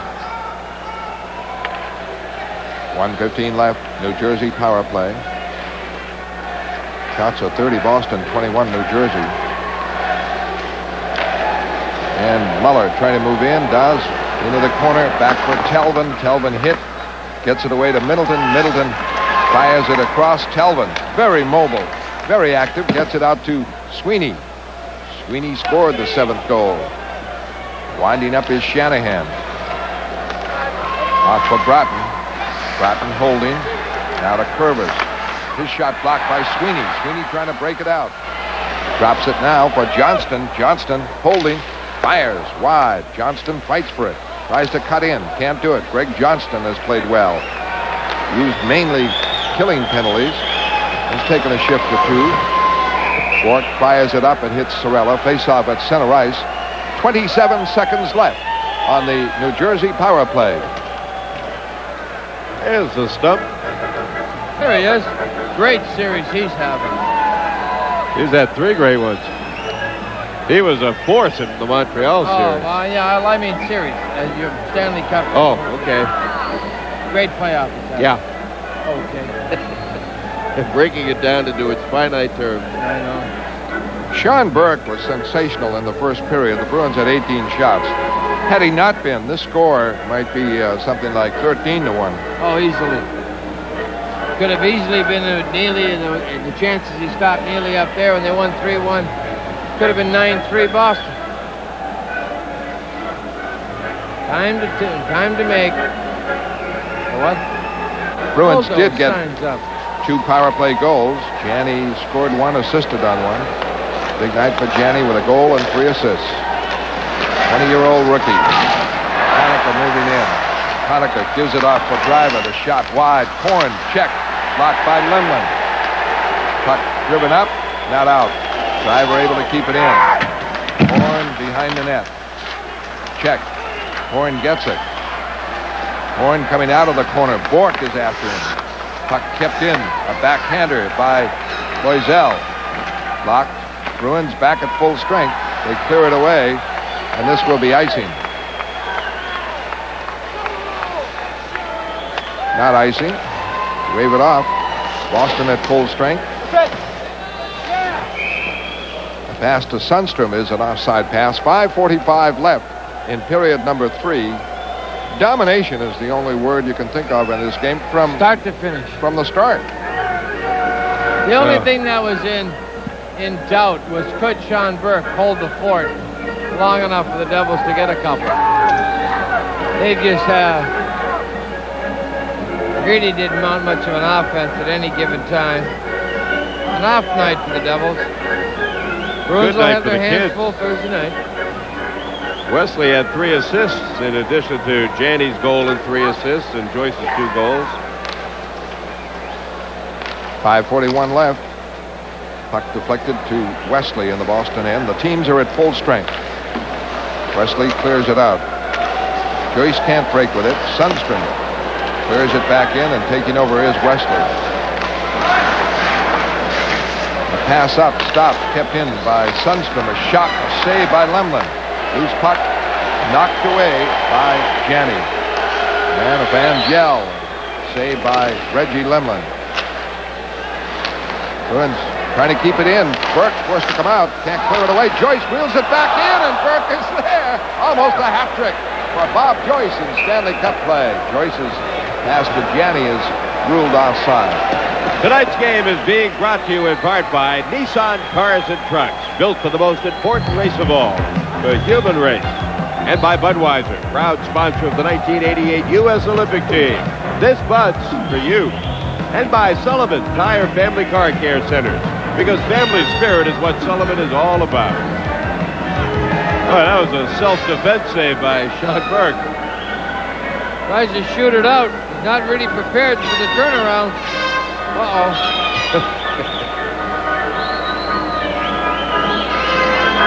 Oh, he likes to handle the puck as much as Hextall does. You know, he's still sharp. He's still on his game. It's unfortunate, you know, if you're a Devils fan, they got 7 by him, but he's just played phenomenal. McCarthy at center with Platt and Middleton on the wings, and 5 minutes left in the third period. 7-1 Boston. Cirella for Muller offside. Shots are very deceptive now. 31 for Boston, 24 for New Jersey. I know, I watched that develop with Kirk Muller. He broke up the boards, cut across the blue line. Cirella, that was a great pass. He never gained his own blue line. You know, it's fundamental. Gain the blue line, and you've got Muller all the way to the other blue line. Those are typical of the mistakes the Devils are making. When they are putting a concerted effort together, someone's nullifying it with an offside or something.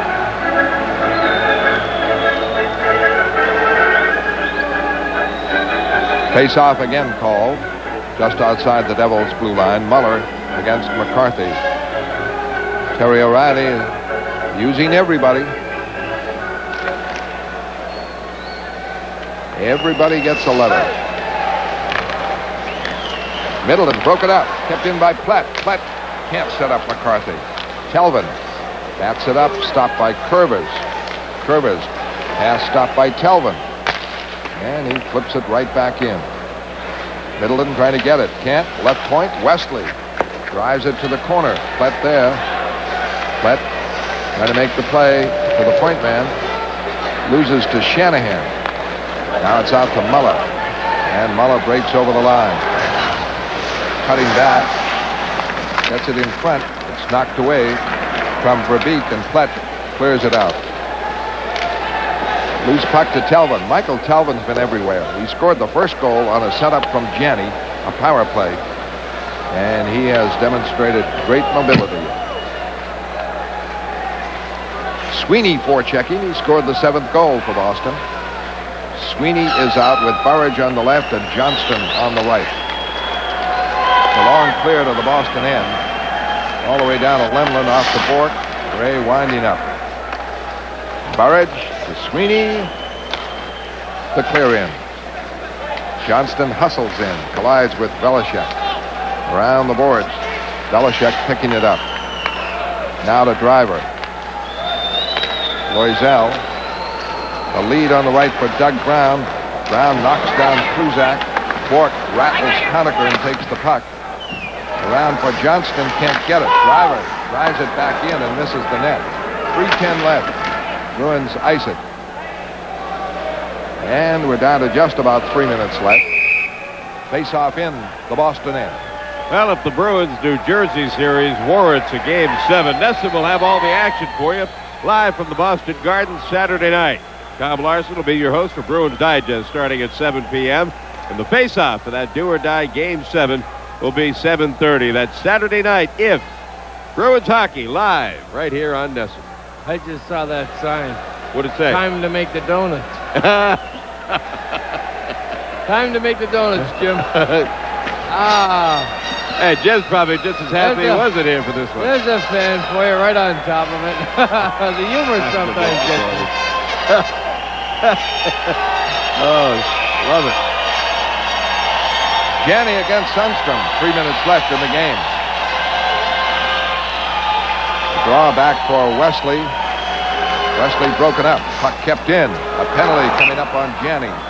Tripping. Nothing wrong with that. That's the time to trip somebody.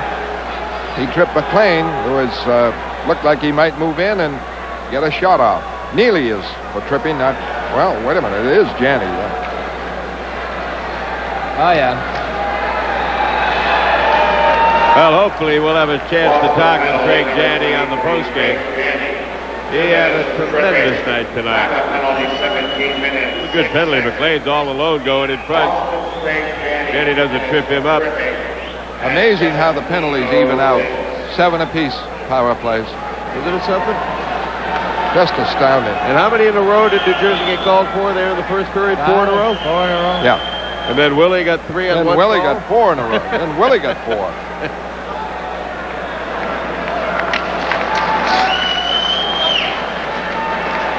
The puck to Wesley.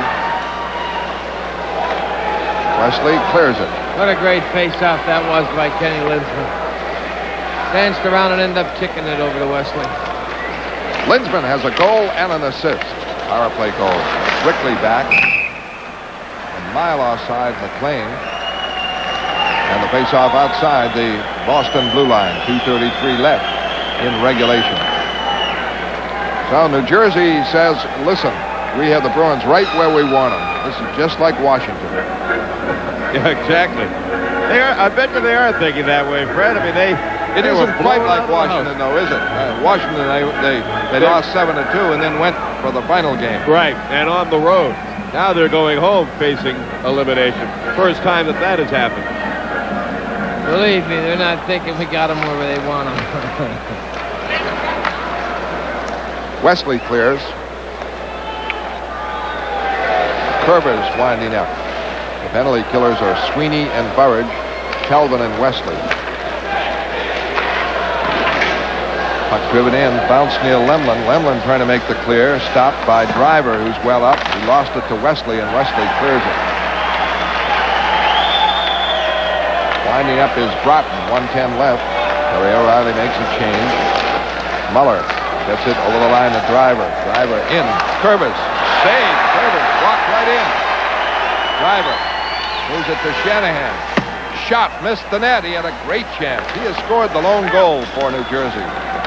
Down the board, Shanahan hit by Bork. Now Muller and Bork getting it, and now it's Shanahan. Wheeling again. Pass across for Broughton. Back for Driver. Now to Broughton. Broughton. Check. Puck bounces outside the line. 30 seconds left on the power play. Muller gets it over the line for Broughton. Broughton passed it outside the line. Aaron Broughton has made 2 dreadful plays. Now Broughton again at center ice, trying to move it in. Broken up by Bork. Bork just clears it in the zone. 10 seconds left on the power play. A minute left in the game. 7-1 Boston. Rozelle back. Over the line for Verbeek. Pass is blocked. Wesley blocked it, but it's kept in now. Sorella, a shot. Wide. Kelvin trying to clear it. Belichick lines one up. Screen shot. Blocked. Deflected off a New Jersey player into the stands. The face-off outside the line. 41 seconds left. It is 7-1 Boston. It's amazing how they can pick those up. Picked up that it was deflected by Verbeek, and they miss other things.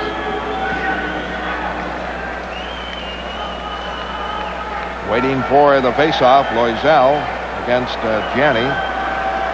Janney out with Neely and Joyce. Wesley and Kelvin. 7-1 Boston. The shots 31-25. Boston in that first period really blazed away with 18 on Burke. Kelvin clears it. Sorella looking for Korn. Lost it. Kept in now. Knocked away on a good play by Kelvin. Runs into Korn. Behind the net. Wesley trying to wrap it up. Kelvin, Korn, the pass in front. Cleared away, but not out. Sorella, a shot. And a whistle here by Morrell. Don't know why. 16 seconds left.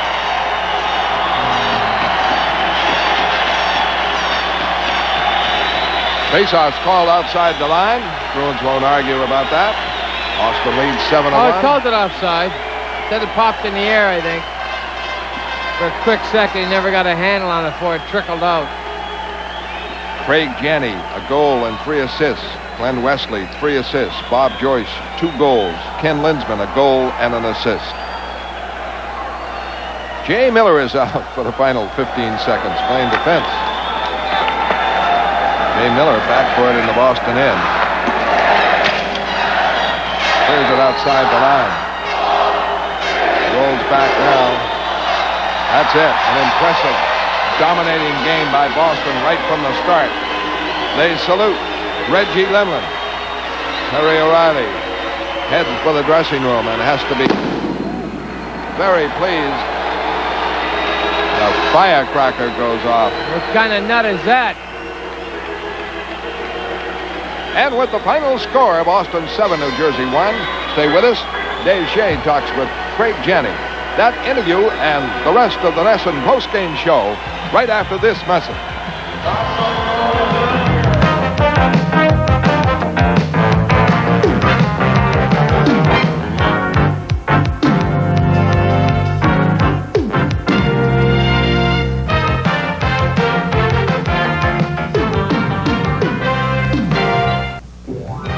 Final score tonight in Game 5, the Bruins 7, the Jersey Devils 1. So after 5 games, the Bruins lead the series 3 games to 2. NESN's Bruins Polaroid Instant Replay is brought to you by the Polaroid, the Spectra system, the only camera that makes time stand still.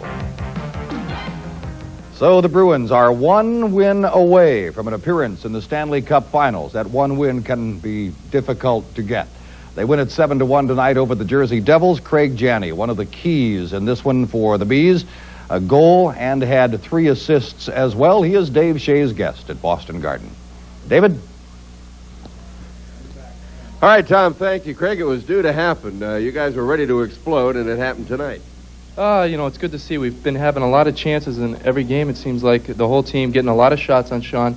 And tonight it just happened for us. We put away our chances, and it was an easy one. But at any point, did you guys get frustrated prior to tonight with him? I mean, he just seemed to come up big every time he needed to. You do get frustrated. You say you don't want to, but it happens. Everyone's human. You do get frustrated when the kid comes up big every night. But tonight we just kept pecking away, kept shooting the puck, and they went in for us. Well, a goal and 3 assists. Let's first take a look at your goal. It was the second goal of the night. Just a great play by Cam to keep it in the zone, and then Ray to Wes, and Wes made a great look to me, and I was on the doorstep and just one-timed it in. Well, that was a pretty goal. You guys passed great as a team tonight. I mean, everything seemed to be clicking. We were really moving the puck tonight. It seems like we had our heads up, heads on a swivel tonight, looking for that open man, and it worked. We got him through tonight. In other nights, they were getting sticks on him. Tonight, we were getting him through and getting some good one-timers. Well, going into tonight's game, your line mate, Bob Joyce, was a leading rookie scorer in the playoffs. Now the two of you both have 12 points. You set him up twice. Well, we don't care about the points on this team. That's the great thing about it. We just want to get the wins. On this one, Cam made a great play. He pinched in and kept it into me. And Bobby gave a yell, and I just flipped it through Driver's legs, and Bobby made a sweet move on Sean. It was a pretty goal, and it was a good time to get it. Boy, and both defensemen sucked up high like that, and Muller and Broughton were going to get down low on it. No, they thought they were going to break it out there, and Cam made a great play to keep it in, so it worked out great. Well, this was a beauty. I thought you'd be looking for Neely, but Derek said he knew you were going to be looking for Bobby coming down on the trailer. Well, I saw someone back-checking Cam, so I knew Bobby would be coming because he was screaming from behind me, so I just pulled up and flipped it to him. And he wanted to go upstairs on that one, too. It was kind of funny. We were laughing afterwards because he wanted to go upstairs, and it slipped off his stick and went underneath. But didn't he make it look the other way, though? Yeah. He did kind of disguise it a little bit. Here's another angle. It was lucky because Bobby was yelling. Great play by him to talk it up. Well, 7-1, I mean, that's about as convincing a victory as you can get. Unfortunately, it only counts as 1 win, and you're still 1 win away from getting to the finals. Exactly. We got to concentrate. We got to put our helmets on again. We know it's going to be a tough game down there, and we know Sean will probably come back in the nets and play superior. Like he did that one time. He had a bad game. They pulled him. He came back in and played great from the other night. So hopefully we can just come out, work hard, and grind them and get a W down there. Well, it would be sweet. 60 minutes. That's all. It is. 60 solid minutes. Sure is, and hopefully we can do it. Greg, thanks a lot. You're welcome. Greg Janney, outstanding game tonight, a goal and 3 assists. Tom? All right, David, guests on the replay receive the Polaroid Spectra system. Craig Janney, a goal and 3 assists, and Bob Joyce, a couple of goals and a couple assists for the Bruins tonight. I'll be back. We'll get a look at game highlights of Game 5 coming up next. Bruins 7, Devils 1, your final score at Boston Garden tonight. That means that the Bruins can wrap it up with a win in Jersey on Thursday night. You're watching Bruins Stanley Cup Hockey on your New England Sports Network.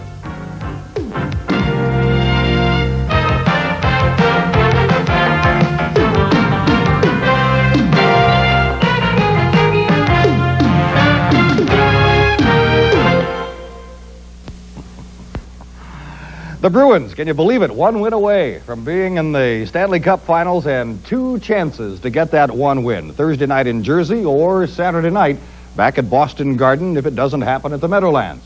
The Bruins went up 3-2 in the series with that 7-1 win tonight. Jersey, working with Coach Jim Schoenfeld, suspended for this 1 game. Lou Lamoriello running the club from behind the bench. Sean Burke, the rookie goalie for the Devils, working again tonight, doing some incredible stuff in the first period. The Bruins beat him first on a power play. It's a 4-on-3. Wesley in for Janney. Janney in front. Shot. Score! The Bruins drove it home. A beautiful setup. Craig Janney. Number 2 of the postseason for Telvin, and while the Bruins were up 1-0, their domination of the play was well beyond that. I mean, Burke was a busy guy. 16 shots at this point for Boston, 2 for the Devils. Number 2 for Boston, Craig Janney. Drops it off for Bork. Bork for Wesley. Way in. But Janney scores! Janney set up by Wesley and Bork. It is 2-0 Boston. Well, that didn't last long, though. A matter of a few seconds before the Devils assaulted Lemelin with a 4-on-2 break. Brendan Shanahan slides it under the Boston goalie, who is left on his lonesome this one time. Boston 2, Jersey 1.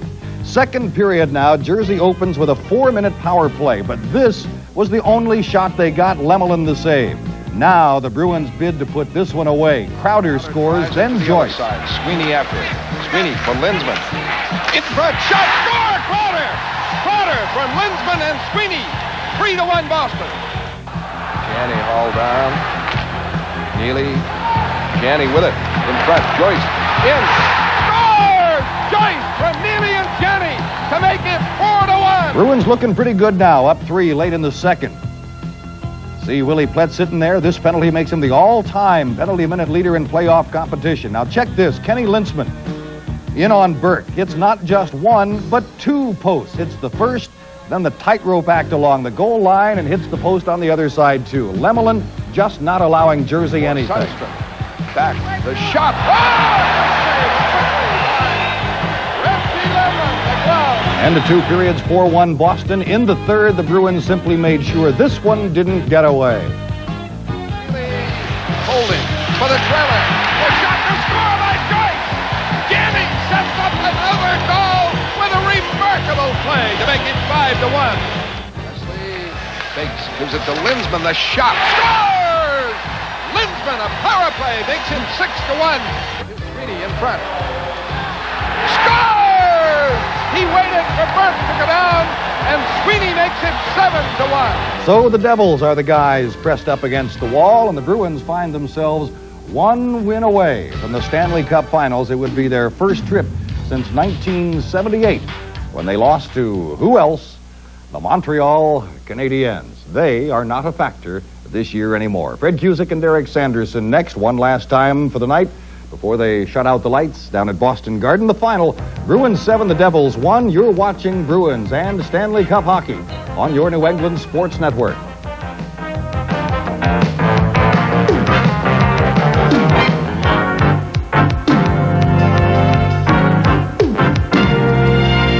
Well, the Bruins have one more that they have to win. The next game is, of course, at New Jersey. Home teams have won 46 and lost 29 throughout the playoff season so far. New Jersey, however, just 4-4 on their home ice. The Bruins, as a road club, are exactly the same, 4 wins and 4 losses. Once more to the Garden, Fred Cusick and Derek Sanderson. Thank you, Tom. From a Boston Bruin viewpoint, you'd have to say a flawless game, mistake-free. Pretty well. Right from start to finish, they were skating. They came out right off the bat and did the things you have to do. They took the body when they had to defensively and went for the open holes, got the puck to each other, handled it well, just played superb. And they used basically 4 defensemen. Alan Peterson was in there from time to time, but really rarely, even with the 7-1 lead, of course, that's all they dressed. Well, the Stanley Cup play, pretty well, a lot of the clubs, I know Edmonton does, and they go with 4 defensemen. Everyone usually does, and 9 forwards. And that's pretty well the gist of it. But the Bruins, they spelled off some of the regular lines with guys that come up also big with great performances. Greg Johnson and those guys that come up with some moves that give the guys a rest. Flawless from start to finish, no problems. And, that's what they're going to have to do in New Jersey. It's not going to be as easy as everyone thinks it is. this game is not indicative of the type of game that the Devils will play back home. The three stars, number 1 was Janney, number 2 was Joyce, and number 3 was Wesley. When you consider the ages of the three, Janney is 20, Joyce is 21, and Wesley is 19. What does that say about the Bruins? That they're the team of the future. Now, for them to get this far, the resurgence of the team to kind of regrouped around Janney and Joyce, and then they come up awful big at the tail end of the season. They're getting tremendous performances from their youth. And it's kind of capped by excellent play from Middleton and Crowder and Lemmel and the guys that have been the veterans on the club. It's just one of those magic combinations of veterans and rookies. And no points for Ray Bourque, but again, a very solid game, along with Kluzak, Wesley, and Telvin. The final score, Boston 7, New Jersey 1. Here's Tom. All right, Fred, and the Red Sox are in Kansas City for theirs tonight. Little 2-game winning streak they brought with them after Roger Clemens. Boy, what a piece of work by the Rocket last night. We have some of the action from that game in Kansas City coming up next for you on NESN. The final at the Garden tonight in the Stanley Cup semifinals. Game 5, the Bruins 7, Jersey 1, and the Bruins lead the series 3-2.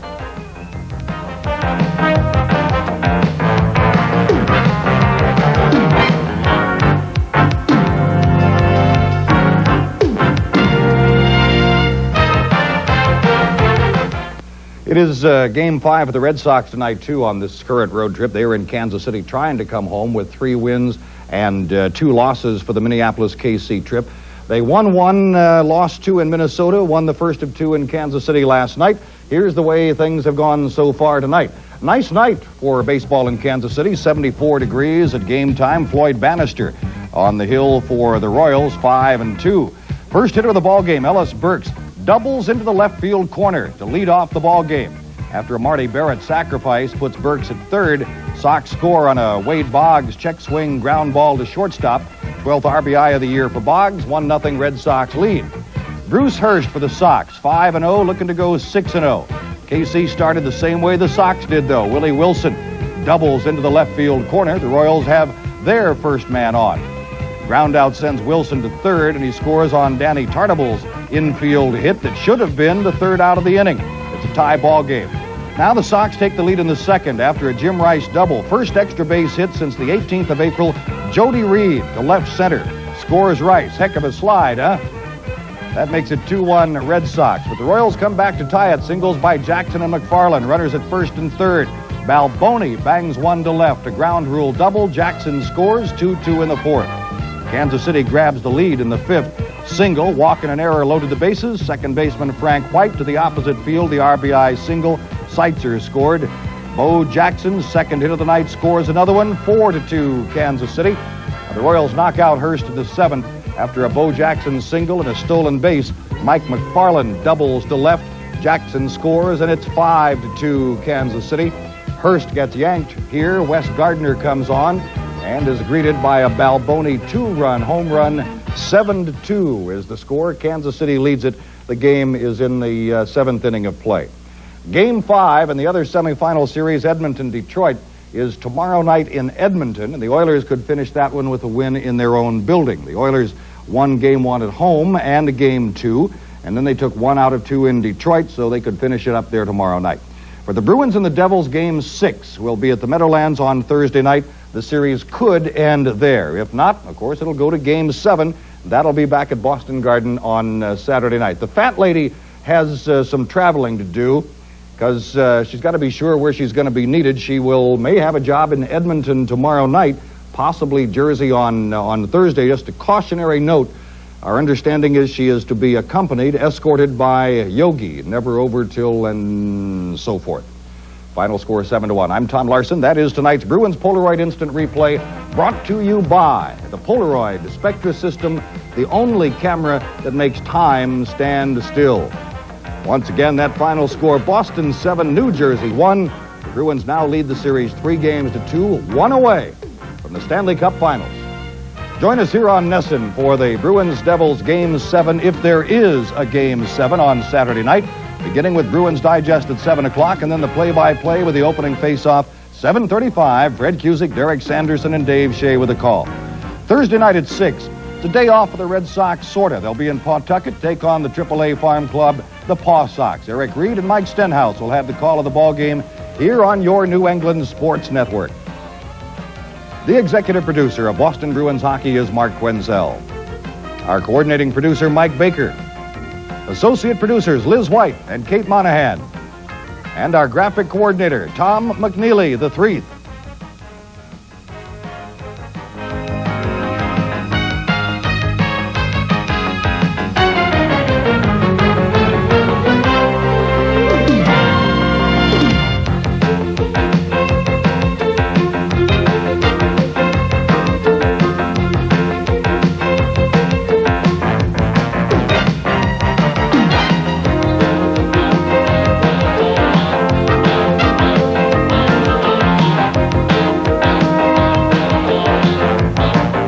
This has been an exclusive presentation of NESN, your New England Sports Network. We deliver.